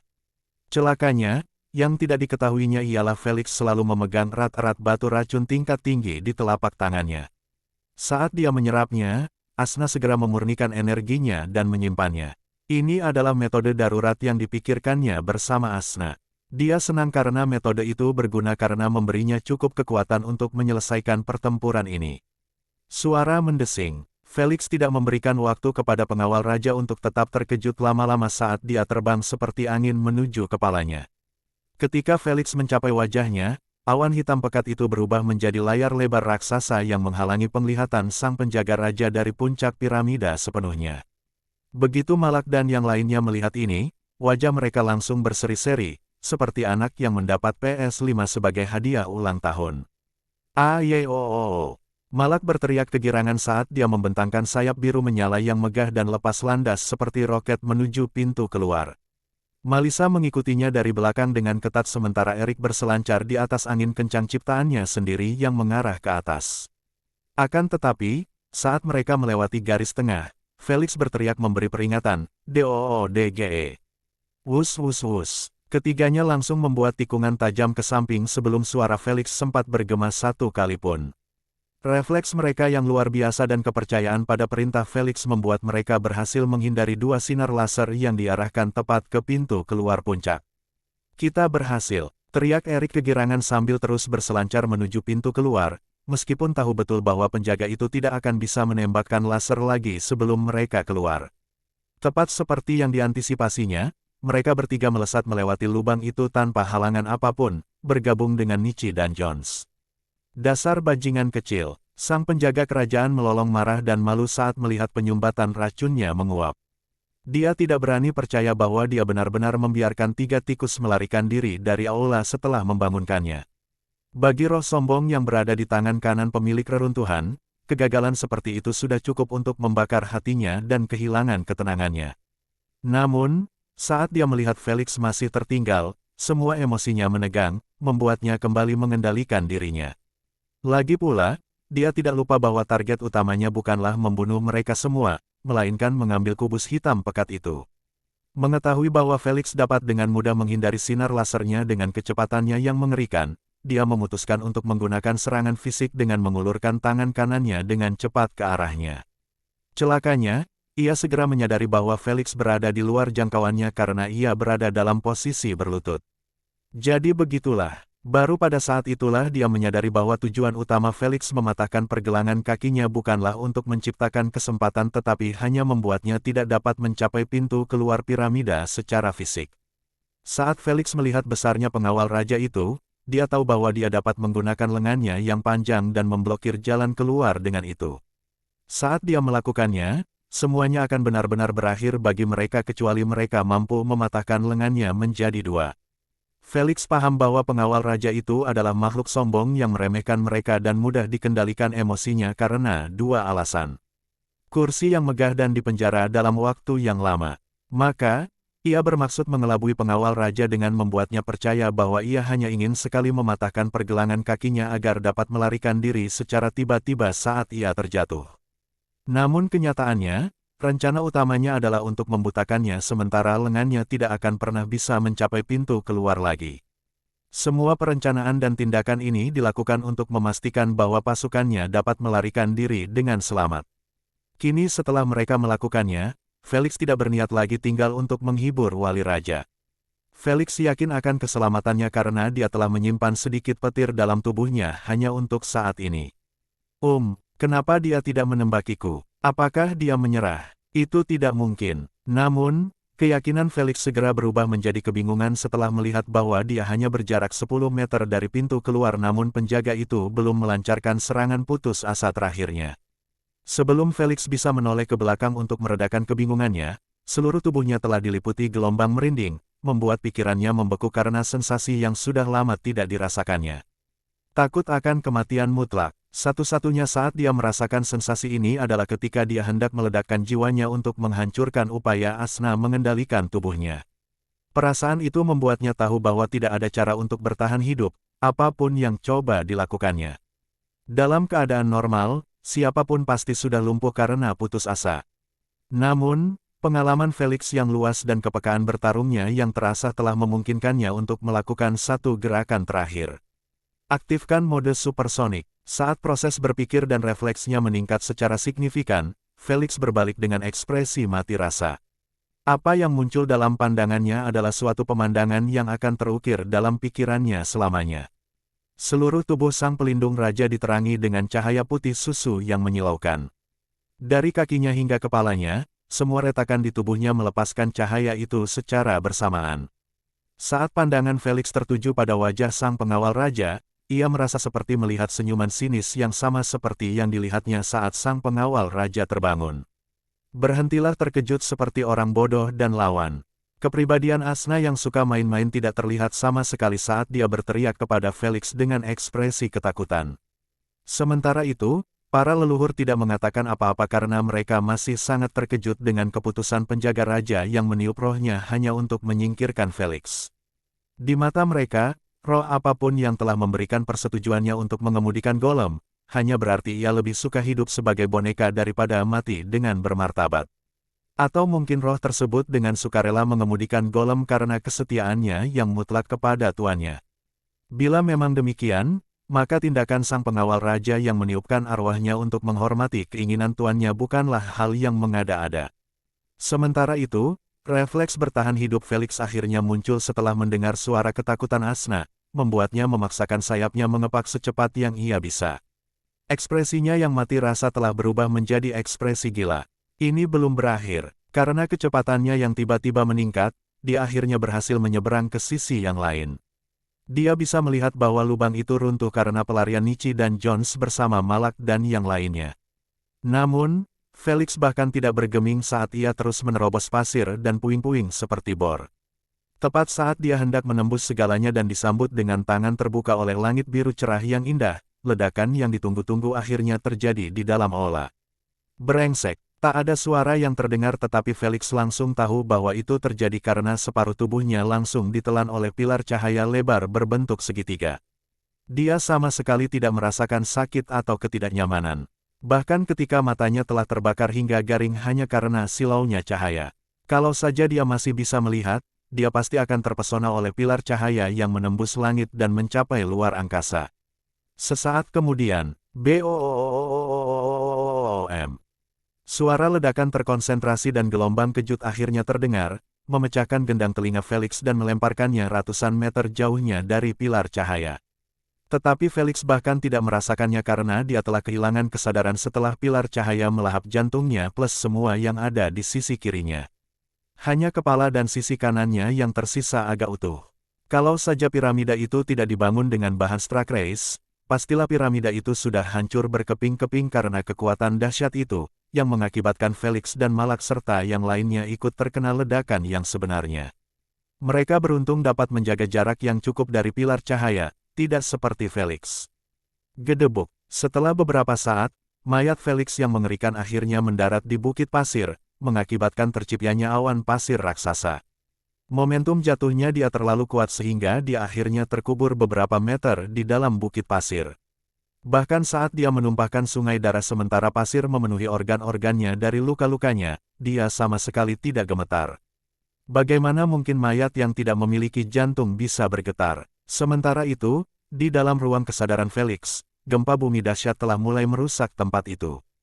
Penghalang jiwa mulai retak, danau kesadaran bergejolak hingga ombak mulai terbentuk dan menciprati apapun yang terlihat. Penghancuran ruang kesadaran. Aku benar-benar tidak menyangka anak itu akan mati secepat ini.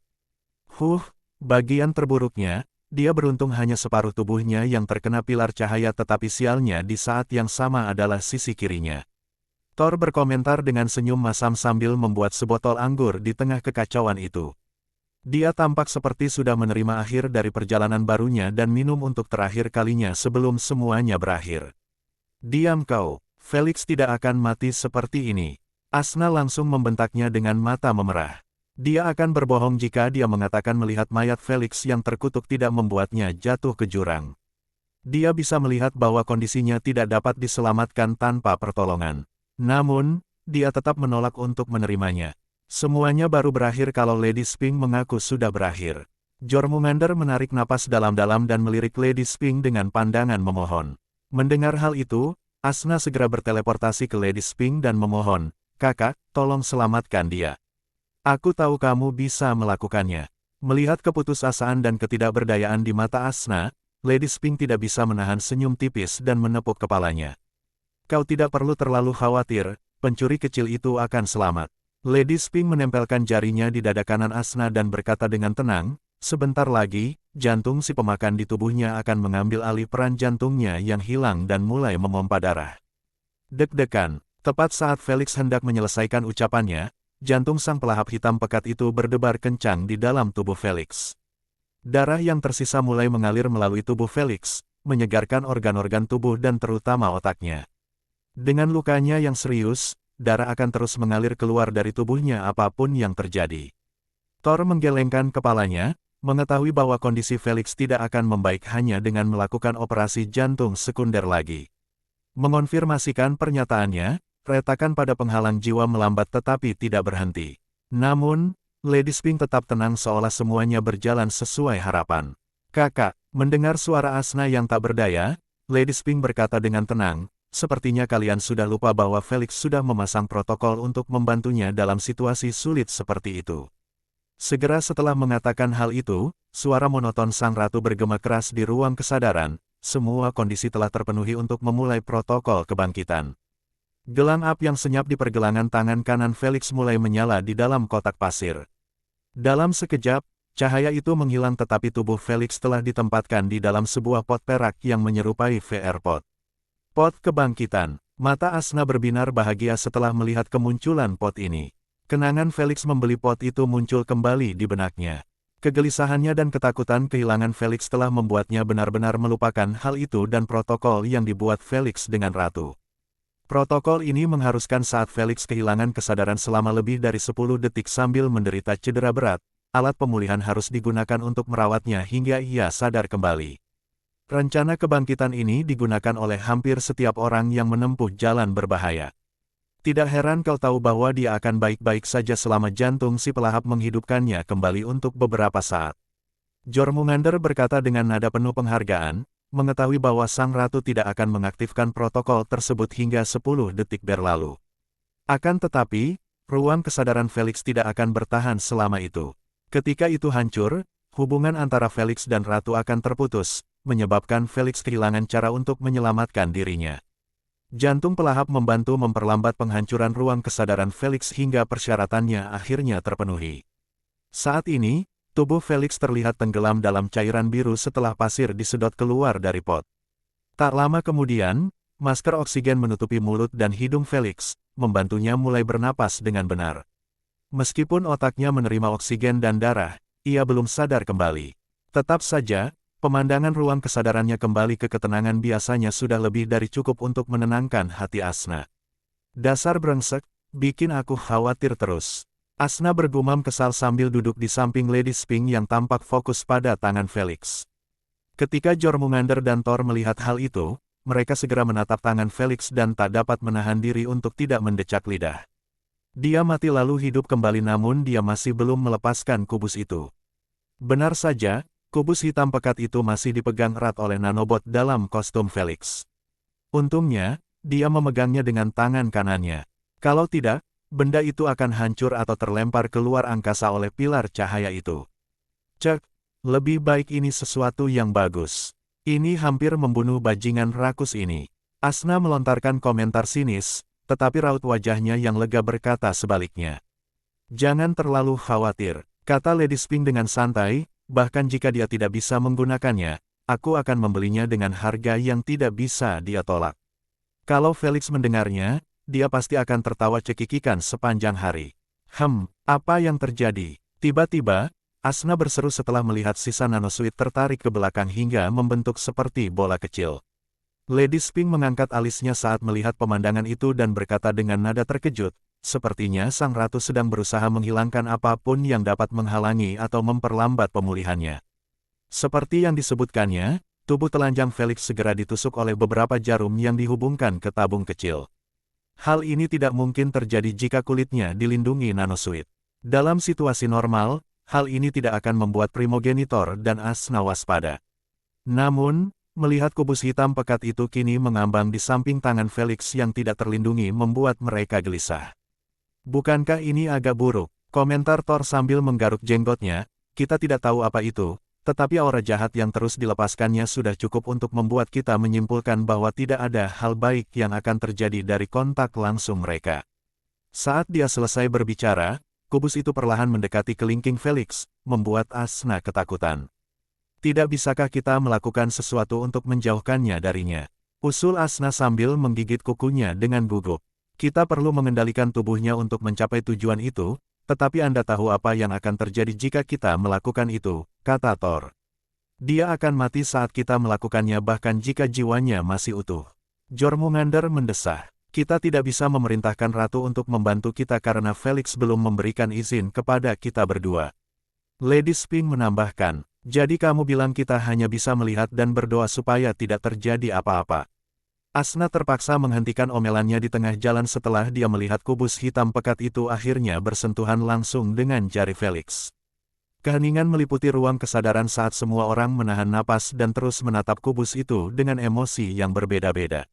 Ada yang memperlihatkan sedikit antisipasi dan rasa ingin tahu, sementara yang lain memperlihatkan ekspresi khawatir. Sementara itu, kubus hitam pekat itu terus melayang di dekat lengan Felix, menyentuhnya sana-sini hingga mencapai telinganya. Tiba-tiba, kubus yang damai itu mulai hancur menjadi cairan hitam dan masuk ke telinga Felix hingga tidak ada yang tertinggal. Sebelum Asna dan para primogenitor bisa bereaksi, sebuah lolongan gila tiba-tiba bergema menggelegar di ruang kesadaran. Tak lama kemudian, kegelapan pekat mulai menyerbu ruang kesadaran dari segala arah, membuat Asna dan para primogenitor terperangkap di dalamnya. Mengaum, melolong, raungan mengerikan bagaikan setan terus terdengar dari dalam gelombang gelap itu. Ketika Asna dan yang lainnya melihat lebih dekat, mereka berhasil menemukan dua mata merah darah yang besar sedang menatap mereka dengan pandangan yang sangat dingin yang akan membuat orang biasa pingsan hanya dengan melihatnya. Namun, baik Asna maupun para leluhur tidak menunjukkan sedikit pun rasa takut dalam ekspresi mereka. Sebaliknya, mereka semua tampak agak geli. Thor bahkan memberikan pandangan menyedihkan pada makhluk dalam kegelapan dan mengabaikan keberadaannya sepenuhnya. Wanita jalang, kamu memilih lingkungan yang salah untuk parkir. Asna berkacak pinggang dan memperlihatkan satu senyuman sadis yang membuat tatapan jahat makhluk itu menyerupai kucing yang mencoba bersikap gila. Sebelum makhluk jahat itu bisa bereaksi, Asna dan primogenitor lainnya melepaskan tekanan spiritual mereka yang tertekan pada saat yang sama. Gelombang kegelapan membeku, lolongan terdiam, dan mata merah mengerikan dari makhluk itu tak menunjukkan apapun kecuali rasa takut yang mendalam. Bersikaplah lembut padanya, Asna kecil. Ucap Lady Sphinx dengan santai sambil memanggil buku baru, sepertinya jiwanya masih dalam tahap awal dan belum memiliki pemikiran rasional. Jormungandr menganggukkan kepalanya, dia hanya mengikuti instingnya. Jadi, lebih mudah mengendalikannya dengan sedikit tekanan. Baiklah, aku akan memberinya sedikit tekanan. Asna meretakkan jarinya dan langsung berteleportasi ke dalam gelombang gelap itu. Dalam sepersekian detik, dia muncul luar sambil memegang makhluk mirip rakun berbulu hitam di tangannya. Dia tampak menggigil terus-menerus tetapi masih belum berani melepaskan tangan Asna dari lehernya. Kalau saja matanya tidak seram dan berwarna darah, penampilannya mungkin akan dianggap imut oleh masyarakat awam. Ketika Lady Sphinx menatapnya, dia menutup bukunya dan berkata dengan sedikit rasa penasaran, siapa yang mengira kalau kubus itu sebenarnya adalah telur? Telur. Semua orang terkejut dengan pengungkapannya karena mereka melihat bagaimana kubus itu berubah menjadi cairan dan menyerbu otak Felix secara fisik dan ruang kesadaran secara spiritual. Jangankan bentuk kubus telur itu, bagaimana mungkin itu bisa terjadi sebelum menetas? Saya cukup yakin dengan tebakan saya. Lady Sphinx memberitahu, saya pernah melihat telur sejenis yang bentuknya seperti segi enam kristal. Telur itu bisa berubah menjadi wujud cair, padat, dan bahkan gas.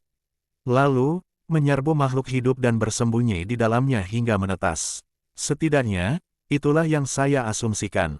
Tak lama kemudian, dia mendesah, sayangnya, aku hanya melihatnya secara kebetulan dalam ingatan tentang suatu subjek. Jadi, aku tidak dapat benar-benar mengungkap rahasianya. Semua pengetahuanku dapat dianggap sebagai spekulasi. Telur yang bisa mengubah wujud fisiknya memang aneh dan belum pernah terdengar sebelumnya. Komentar Thor sambil mengamati makhluk konyol mirip rakun itu dengan saksama. Tapi, kenapa makhluk ini berubah wujud jadi panda sampah? Ucap Asna tanpa suara sambil memukul kepala makhluk mirip rakun itu, yang membuat makhluk itu merintih pelan. Siapa tahu, Lady Sphinx berbagi, mungkin ia meniru bentuk hewan acak di dalam ingatan Felix jika ia berhasil melihatnya sekilas. Atau, ia mengambil bentuk itu secara tidak sadar dari ingatan aslinya yang terpendam. Jormungandr mengangkat sebelah alisnya karena terkejut dan berkata, maksudmu alam semesta melahirkannya seperti Asna dan seluruh anggota ras uniginal. Pengungkapan itu cukup mengejutkan karena alam semesta hanya bergerak secara pribadi jika ada sesuatu yang mengancam keadaan seimbangnya. Jadi, jika makhluk ini merupakan ciptaannya sendiri, itu hanya berarti bahwa ia diciptakan untuk memperbaiki atau mengisi lubang untuk mengembalikan keadaan seimbangnya.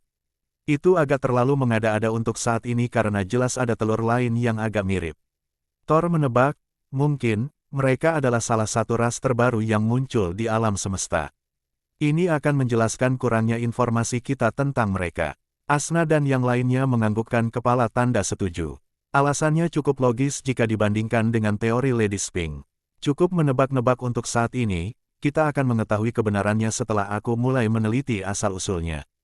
Kata Lady Sphinx dengan tatapan seperti predator saat dia melihat makhluk yang mirip rakun itu. Merasakan bahaya yang tak terduga, makhluk serupa rakun itu melawan tekanan spiritual Asna dengan tekad yang kuat dan mulai meronta-ronta di sekitar anggota tubuh mungilnya, berusaha melepaskan diri dari cengkeraman jahatnya. Sayang, Asna tidak cukup sabar untuk menghiburnya dengan lembut. Jadi, pukul, jangan main-main lagi atau aku akan terus memukulmu sampai kulit kepalamu bengkok. Ancam Asna dengan ekspresi jengkel. Makhluk mirip rakun itu tidak mengerti apa yang dikatakan Asna, tetapi nalurinya dengan jelas mengatakan kepadanya untuk tidak pernah menyinggung Asna. Sekarang apa? Apa kita biarkan saja dia di dalam tubuh Felix? Tanya Asna dengan sedikit khawatir, bajingan kecil ini sekarang sedang menyelimuti otak Felix dalam keadaan cair, bukankah itu berbahaya? Tekan saja dia untuk berubah menjadi tato atau semacamnya dan tetap diam di kulit Felix kecil. Lady Sphinx mengungkapkan, dengan cara seperti ini, kita akan tetap memenjarakan jiwanya di dalam bersama kita dan tidak akan membuat masalah bagi Felix kecil. Tato, hehe, ekspresi khawatir Asna tidak terlihat lagi setelah mengetahui Felix tidak akan terluka. Sebaliknya, dia tersenyum nakal sambil menatap wajah Felix yang damai. Melihat perubahan emosinya yang tiba-tiba membuat para leluhur menatap Felix dengan tatapan iba. Mereka tahu bahwa tidak ada hal baik yang terpancar dari senyuman itu. Saat makhluk mirip rakun itu diganggu Asna hingga berubah menjadi tato, Malak dan seluruh anggota pasukan saat ini tengah menjalankan rencana untuk menemukan Felix dalam pertemuan virtual. Saat ledakan terjadi dan sinar cahaya muncul, Malak dan yang lainnya terpaksa menutup mata, membuat mereka tidak bisa melihat apa yang terjadi pada Felix. Mereka semua pada awalnya mengira Felix akan mati, tetapi karena kontrak perbudakan belum berakhir, itu hanya berarti Felix masih bernapas di suatu tempat. Seperti dugaan mereka, tidak butuh waktu lama bagi mereka untuk menemukannya dengan menggunakan fitur pemindai bentuk kehidupan di pesawat ruang angkasa mereka. Ia menangkap tanda-tanda vital Felix yang berjarak ratusan meter dari piramida. Mereka tidak tahu bagaimana dia bisa sampai sejauh itu dan mereka tidak membuang waktu untuk memikirkannya karena tanda-tanda vitalnya yang ditunjukkan sama redupnya dengan cahaya lilin. Wus, sudah dekat, tanya Erik sambil berusaha mengejar kecepatan Malak. Malak mengabaikan pertanyaannya dan terus memaksa dirinya untuk mempercepat langkahnya. Ekspresinya menunjukkan rasa bersalah, malu, dan khawatir. Aku ini memang tidak berguna. Aku tidak percaya bahwa aku harus menyerahkan semuanya pada Sir Felix, padahal kita ini bawahannya. Batin Malak lesu. Kenangan pertempuran terakhir melawan para penjaga terus terputar dalam benaknya, membuatnya semakin merasa malu dengan kekuatannya. Yang lebih menyakitkan baginya adalah kenyataan bahwa Paulini dan Hodri berakhir meninggal dunia dan Felix terluka parah sementara dirinya masih baik-baik saja. Andai saja aku lebih kuat, setidaknya aku bisa menyelamatkan Paulini dan Hodri. Kalau saja kami lebih kuat, Sir Felix tidak perlu membantu kami melarikan diri dan menyelamatkan dirinya sendiri terlebih dahulu.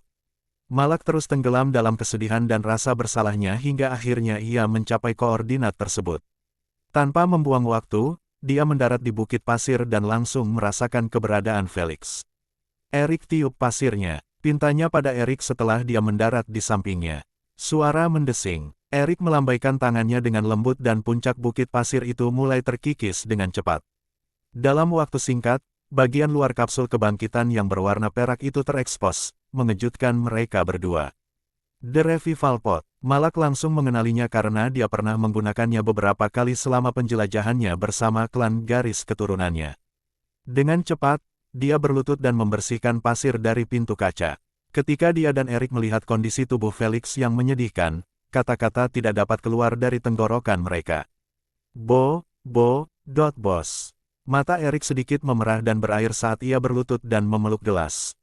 Lalu, entah dari mana, ia berteriak keras, aku telah mengecewakanmu, bos. Aku pantas bergerak. Sebelum dia sempat menghentikan tangisannya, Malak menendangnya dan segera mengangkat kapsul penyelamat. Melihat bahwa dia kesulitan menahan beban, Eric bergegas menolongnya. Setelah mereka memegangnya dari kedua sisi, mereka terbang menuju Northern Sentinel yang baru saja tiba di atas mereka. Dalam waktu singkat, Felix berhasil dikawal ke dalam pesawat luar angkasa dan dibawa ke ruang perawatan. Semua orang pergi ke sana untuk memeriksa kesehatan Felix kecuali Samir yang ditugaskan untuk mengoperasikan pesawat ruang angkasa dan membawa mereka sejauh mungkin dari planet ini. Setelah semua yang terjadi, tak seorang pun ingin menghabiskan sedetik pun di dekat reruntuhan terkutuk itu. 2 minggu kemudian, di dalam ruang perawatan, Felix terlihat tidur di atas ranjang yang nyaman sambil berselimut kain putih. Di sampingnya duduk Malak yang tengah asyik membaca buku virtual. Dia tampak sangat lelah tetapi dia menolak untuk memejamkan matanya sejenak. Tepat saat dia ingin mengganti halaman, dia merasakan ada gerakan kecil di sampingnya. Dia dengan cepat memusatkan perhatian pada Felix dan melihat kelopak matanya sedikit bergetar. Tuan Felix, bisakah Anda mendengar saya? Dengan gembira, dia memanggil Felix. Felix mengangkat tangan kirinya perlahan untuk melambai padanya dan bergumam dengan ekspresi mengantuk. Aku tidak akan tidur jika kau terus berteriak di dekat telingaku. Dia menguap santai dan bertanya, mengapa saya ada di ruang perawatan? Sebelum Malak sempat menjawab, banjir kenangan membanjiri benak Felix, mengingatkannya tentang pertempuran terakhir di reruntuhan dan hasilnya. Kamu terluka, tidak perlu, aku sudah ingat sekarang. Felix membungkamnya dengan telapak tangannya dan memejamkan mata, hanya fokus pada kenangannya. Saat mencapai titik di mana penglihatannya dibutakan oleh cahaya pilar, Felix membuka matanya dan mendesah dalam-dalam. Aku pasti diselamatkan oleh kapsul kebangkitan. Aku benar-benar bajingan yang beruntung. Beruntung sekali pantatku, dasar bego. Tiba-tiba Asna menghina Felix sambil menggertakkan giginya, kalau bukan karena kakak yang menjadikan jantung pelahapmu itu bertindak sebagai jantung utama dalam keadaan darurat seperti ini, kau pasti sudah mati dan membunuhku bersamamu. Felix kehilangan kata-kata setelah mendengar itu. Sayang, Asna belum selesai melampiaskan kekesalannya pada si panda sampah itu. Apa sih yang bikin semua ini? Panda sampah yang nggak berguna. Panda sampah. Hah, Felix kini bingung. Tuan Felix, Anda baik-baik saja? Malak bertanya dengan nada khawatir setelah melihat tingkah anehnya. Felix kembali sadar dan menganggukkan kepalanya ke arah Malak. Aku baik-baik saja sekarang. Terima kasih sudah menjagaku. Seharusnya aku yang mengatakan itu. Malak segera berdiri dan membungkuk dalam-dalam kepada Felix. Aku sungguh-sungguh minta maaf karena tidak bisa memenuhi permintaanmu. Kau sudah memberiku begitu banyak, tetapi kau masih harus melakukan semuanya sendiri.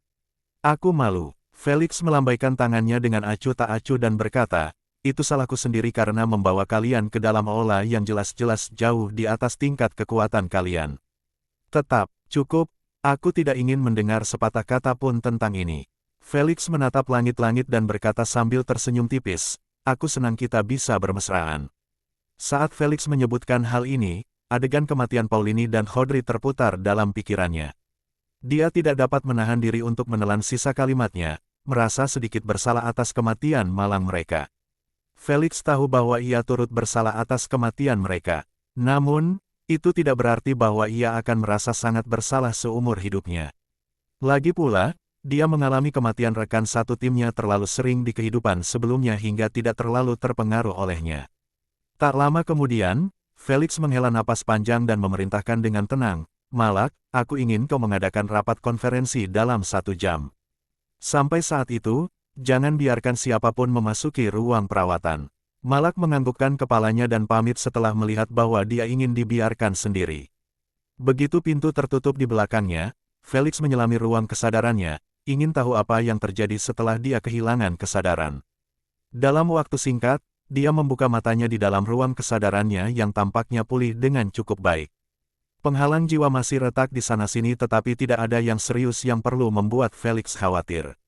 Ini mereka. Ketika Felix melirik, ia segera melihat kumpulan benda-benda itu tergantung bersama di atas meja bundar. Tepat saat dia ingin bergegas mendekat, matanya terbelalak kaget setelah sekilas melihat seekor rakun berbulu hitam, mengenakan pakaian pelayan wanita dan menyajikan minuman kepada gerombolan itu. Dia tampak terlatih dengan baik dan patuh saat dia terus menuangkan minuman untuk mereka tanpa mengangkat kepalanya. Apa-apaan ini? Felix bergumam tak bisa berkata apa-apa. Inilah panda sampah yang hampir membuatmu mati. Asna berbalik dan menatap Felix dengan salah satu tatapan paling menjijikan yang pernah dia terima darinya. Begitu melihatnya, Felix secara naluriah meningkatkan kewaspadaannya di depan wajahnya. Tepat seperti dugaannya, Asna berteleportasi di depannya dan melayangkan tendangan melingkar ke wajahnya. Felix terdorong mundur beberapa meter namun dia tetap pada pendiriannya. Akan tetapi, sebelum dia bisa mencoba menenangkan Asna, dia mendapati dirinya dipeluk erat dari belakang olehnya. Tubuhnya langsung menegang di tempatnya ketika dia merasakan wajah wanita itu terkubur di bahu kanannya. Lebih parahnya lagi, dia bahkan merasakan getaran kecil yang hanya bisa diartikan bahwa dia menangis pelan. Asna, Felix tidak tahu harus berkata apa atau bereaksi karena ini semua merupakan pengalaman baru baginya. Ia selalu yakin bahwa Asna melihatnya tidak lebih dari sekadar doa terakhir untuk membebaskan dirinya. Itulah sebabnya setiap kali dia mempertaruhkan dirinya dan hampir mati, dia tidak pernah tampak terlalu memperdulikannya di matanya. Mendengar pikirannya, Asna meninju punggungnya pelan dan terisak, dasar bodoh, ada perbedaan besar antara hampir mati dan benar-benar mati. Maaf, seharusnya aku meminta pendapatmu. Aku cenderung mempertaruhkan nyawaku dengan berpikir bahwa aku hanya memengaruhi diriku sendiri. Itu agak egois dari sisiku. Felix meletakkan tangannya di tangan wanita itu dan berjanji, lain kali, aku akan membicarakannya denganmu. Terutama, jika nilai taruhannya tidak diketahui. Felix mengira Asna bersikap seperti itu karena sebenarnya ia merasa tidak punya kendali atas kematiannya. Dia cukup brengsek untuk terus-terusan menyingkirkannya dari keputusan-keputusan yang dapat menyebabkannya terbunuh juga. Dia terus-menerus membanggakan bahwa mereka adalah rekan tetapi dia hampir tidak pernah mewujudkannya pada momen serius. Kau baik-baik saja. Merasakan Asna sudah berhenti gemetar, Felix tersenyum lembut, berpikir bahwa Asna akhirnya merasa tenang dengan janjinya.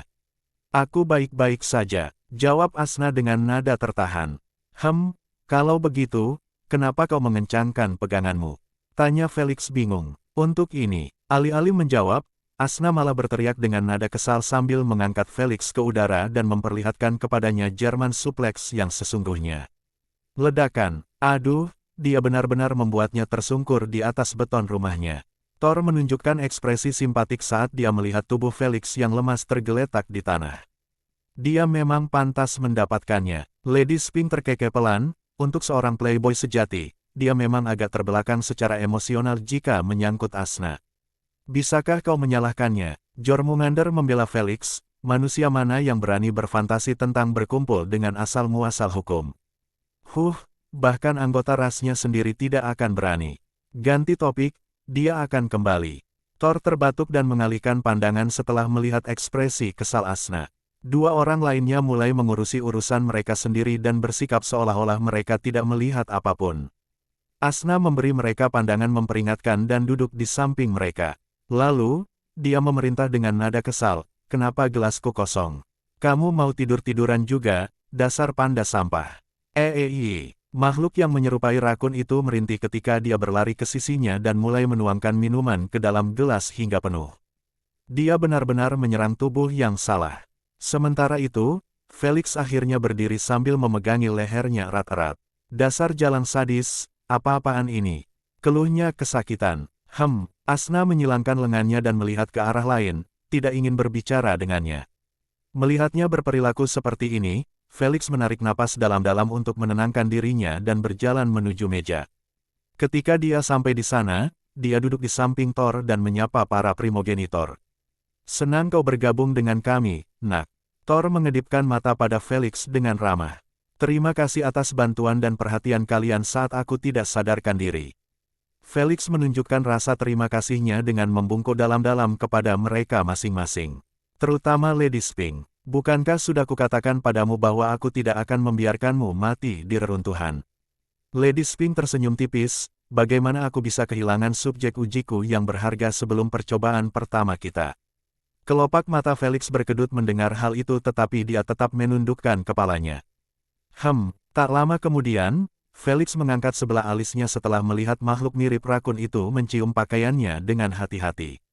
Felix mengabaikannya dan bertanya pada Lady Spink, Penatua, bisakah kau memberitahuku benda apa ini? Perkataan Asna tadi terngiang dalam benaknya, tetapi dia menolak mempercayainya. Dia lebih baik disupleks oleh Asna lagi ketimbang percaya bahwa semua kesulitan dan pengorbanan yang telah dilakukannya di aula adalah demi panda sampah bertampang konyol ini. Menolak untuk mempercayainya tidak akan mengubah kebenaran. Ini Nemo, roh makhluk yang tinggal di dalam telur kubik. Lady Sphinx terkekeh sambil mengangkat makhluk mirip rakun itu dan meletakkannya di pahanya. Nemo, telur. Felix dibuat bingung dengan informasinya. Dia mencoba memahaminya, tetapi bagaimana bisa ketika Nemo terus menatapnya dengan tatapan bodoh. Mengetahui bahwa hal itu terlalu berat untuk ditanggung, Lady Sphinx memulai penjelasannya dengan cara yang ringkas dan jelas. Selama 2 minggu terakhir, saya telah menjalankan beberapa eksperimen analitik pada Nemo. Karena saya tidak memiliki bentuk fisiknya untuk digunakan, saya hanya berhasil menemukan beberapa informasi dasar. Felix mendengarkan dengan saksama. Pertama, spiritualitas atau kesadarannya hanya berada di bawah makhluk sebagai primogenitor dan unigin. Ini menakutkan karena dia sebenarnya masih berada di dalam telur dalam bentuk terlemahnya. Kata Lady Sphinx dengan nada serius sambil mengusap bulu Nemo. Sekuat itu, Felix terkejut. Dia tahu apa artinya memiliki tingkat spiritualitas yang tinggi karena dia selalu ingin memilikinya juga. Sayangnya, ia tahu itu hampir mustahil karena setiap ras mendapatkan tingkat spiritualitas tertentu berdasarkan penempatannya dalam piramida universal. Semakin sedikit angka dalam setiap ras, semakin tinggi spiritualitas yang mereka miliki sejak lahir. Itulah sebabnya ras seperti manusia dapat dengan mudah ditekan pada tingkat spiritual oleh banyak ras. Namun, makhluk ini sudah hampir mencapai puncak spiritualitas bahkan sebelum menetas dari telurnya. Hidup memang adil. Felix menunjukkan ekspresi iri pada Nemo yang mendengkur seperti kucing sambil ditepuk-tepuk oleh Lady Sphinx. Dengan peluang yang ada di gudang senjatamu, kau seharusnya tidak mengeluh tentang keadilan. Jormungandr menegurnya. Ahem, kamu benar. Felix menahan rasa irinya dan segera mengalihkan topik pembicaraan, apalagi yang kamu temukan. Lady Sphinx melanjutkan, saat ini dia sebodoh monyet. Dia bisa dilatih untuk menuangkan minuman dan semacamnya, tetapi itu batas kemampuannya. Satu-satunya cara baginya untuk memperoleh kecerdasan sejati adalah dengan menetaskan telur untuk memberinya bentuk fisik yang tepat. Felix menganggukkan kepalanya tanda mengerti. Kemudian, ia bertanya, jika kita berhasil menetaskan telur itu, ini berarti jiwanya akan meninggalkan tempat ini. Bukankah itu berarti kau akan kehilangan tekanan spiritualmu padanya? Felix cukup khawatir akan langsung dibunuh oleh Nemo setelah ia menetas dari telur. Lagi pula, kemampuan spiritualnya jauh melampaui dirinya, ditambah lagi dia jelas-jelas diganggu oleh Asna, yang membuatnya mencoba melampiaskan amarahnya pada Asna. Mengendalikannya setelah menetaskan telur tidaklah sulit karena kita cukup membuatnya menandatangani kontrak jiwa denganmu. Thor menjelaskan, saat dia keluar dari telur, dia akan menganggapmu sebagai orang tuanya dan tidak akan berani mempertanyakan permintaanmu. Sebodoh apapun dia, tidakkah kau pikir dia akan mengingatku dari sini? Tanya Felix. Ingatannya di sini akan terhapus sebelum telurnya menetas. Jormungandr memberitahu rencana mereka. Kurasa kau sudah tahu semuanya saat aku tertidur, kata Felix sambil tersenyum. Mendengar itu, mereka semua mendesah dengan ekspresi tak berdaya, membuat Felix merasa sedikit gelisah. Kami terus membicarakan tentang menetaskannya, tetapi pada kenyataannya, kami hanya punya satu teori tentang cara melakukannya. Lady Sphinx tersenyum kecut dan berkata, lihat, kami menemukan bahwa telur Nemo sebenarnya terbuat dari energi hampa paling murni di alam semesta. Begitu murninya, telur ini seharusnya hanya lahir di inti alam hampa.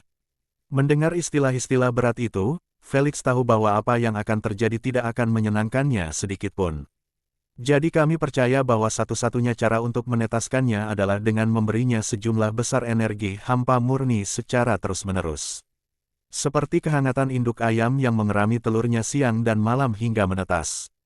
Jadi, bukan sembarang energi hampa, melainkan energi hampa murni. Felix mengangkat kepalanya dan menatap langit-langit dengan setetes air mata samar di sudut matanya. Setiap kali Felix ditimpa sesuatu yang memerlukan banyak sekali modal dan usaha, ia selalu merasa sedih karenanya tetapi masih percaya bahwa ia bisa menyelesaikannya. Namun dengan ini, Felix langsung kehilangan harapan untuk menetaskan telur itu.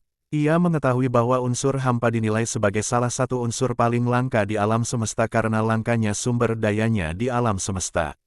Kekurangan bahkan bukan kata yang tepat untuk menggambarkan betapa sedikitnya di alam semesta. Itu karena satu-satunya tempat untuk mendapatkannya adalah di dalam Void Realm.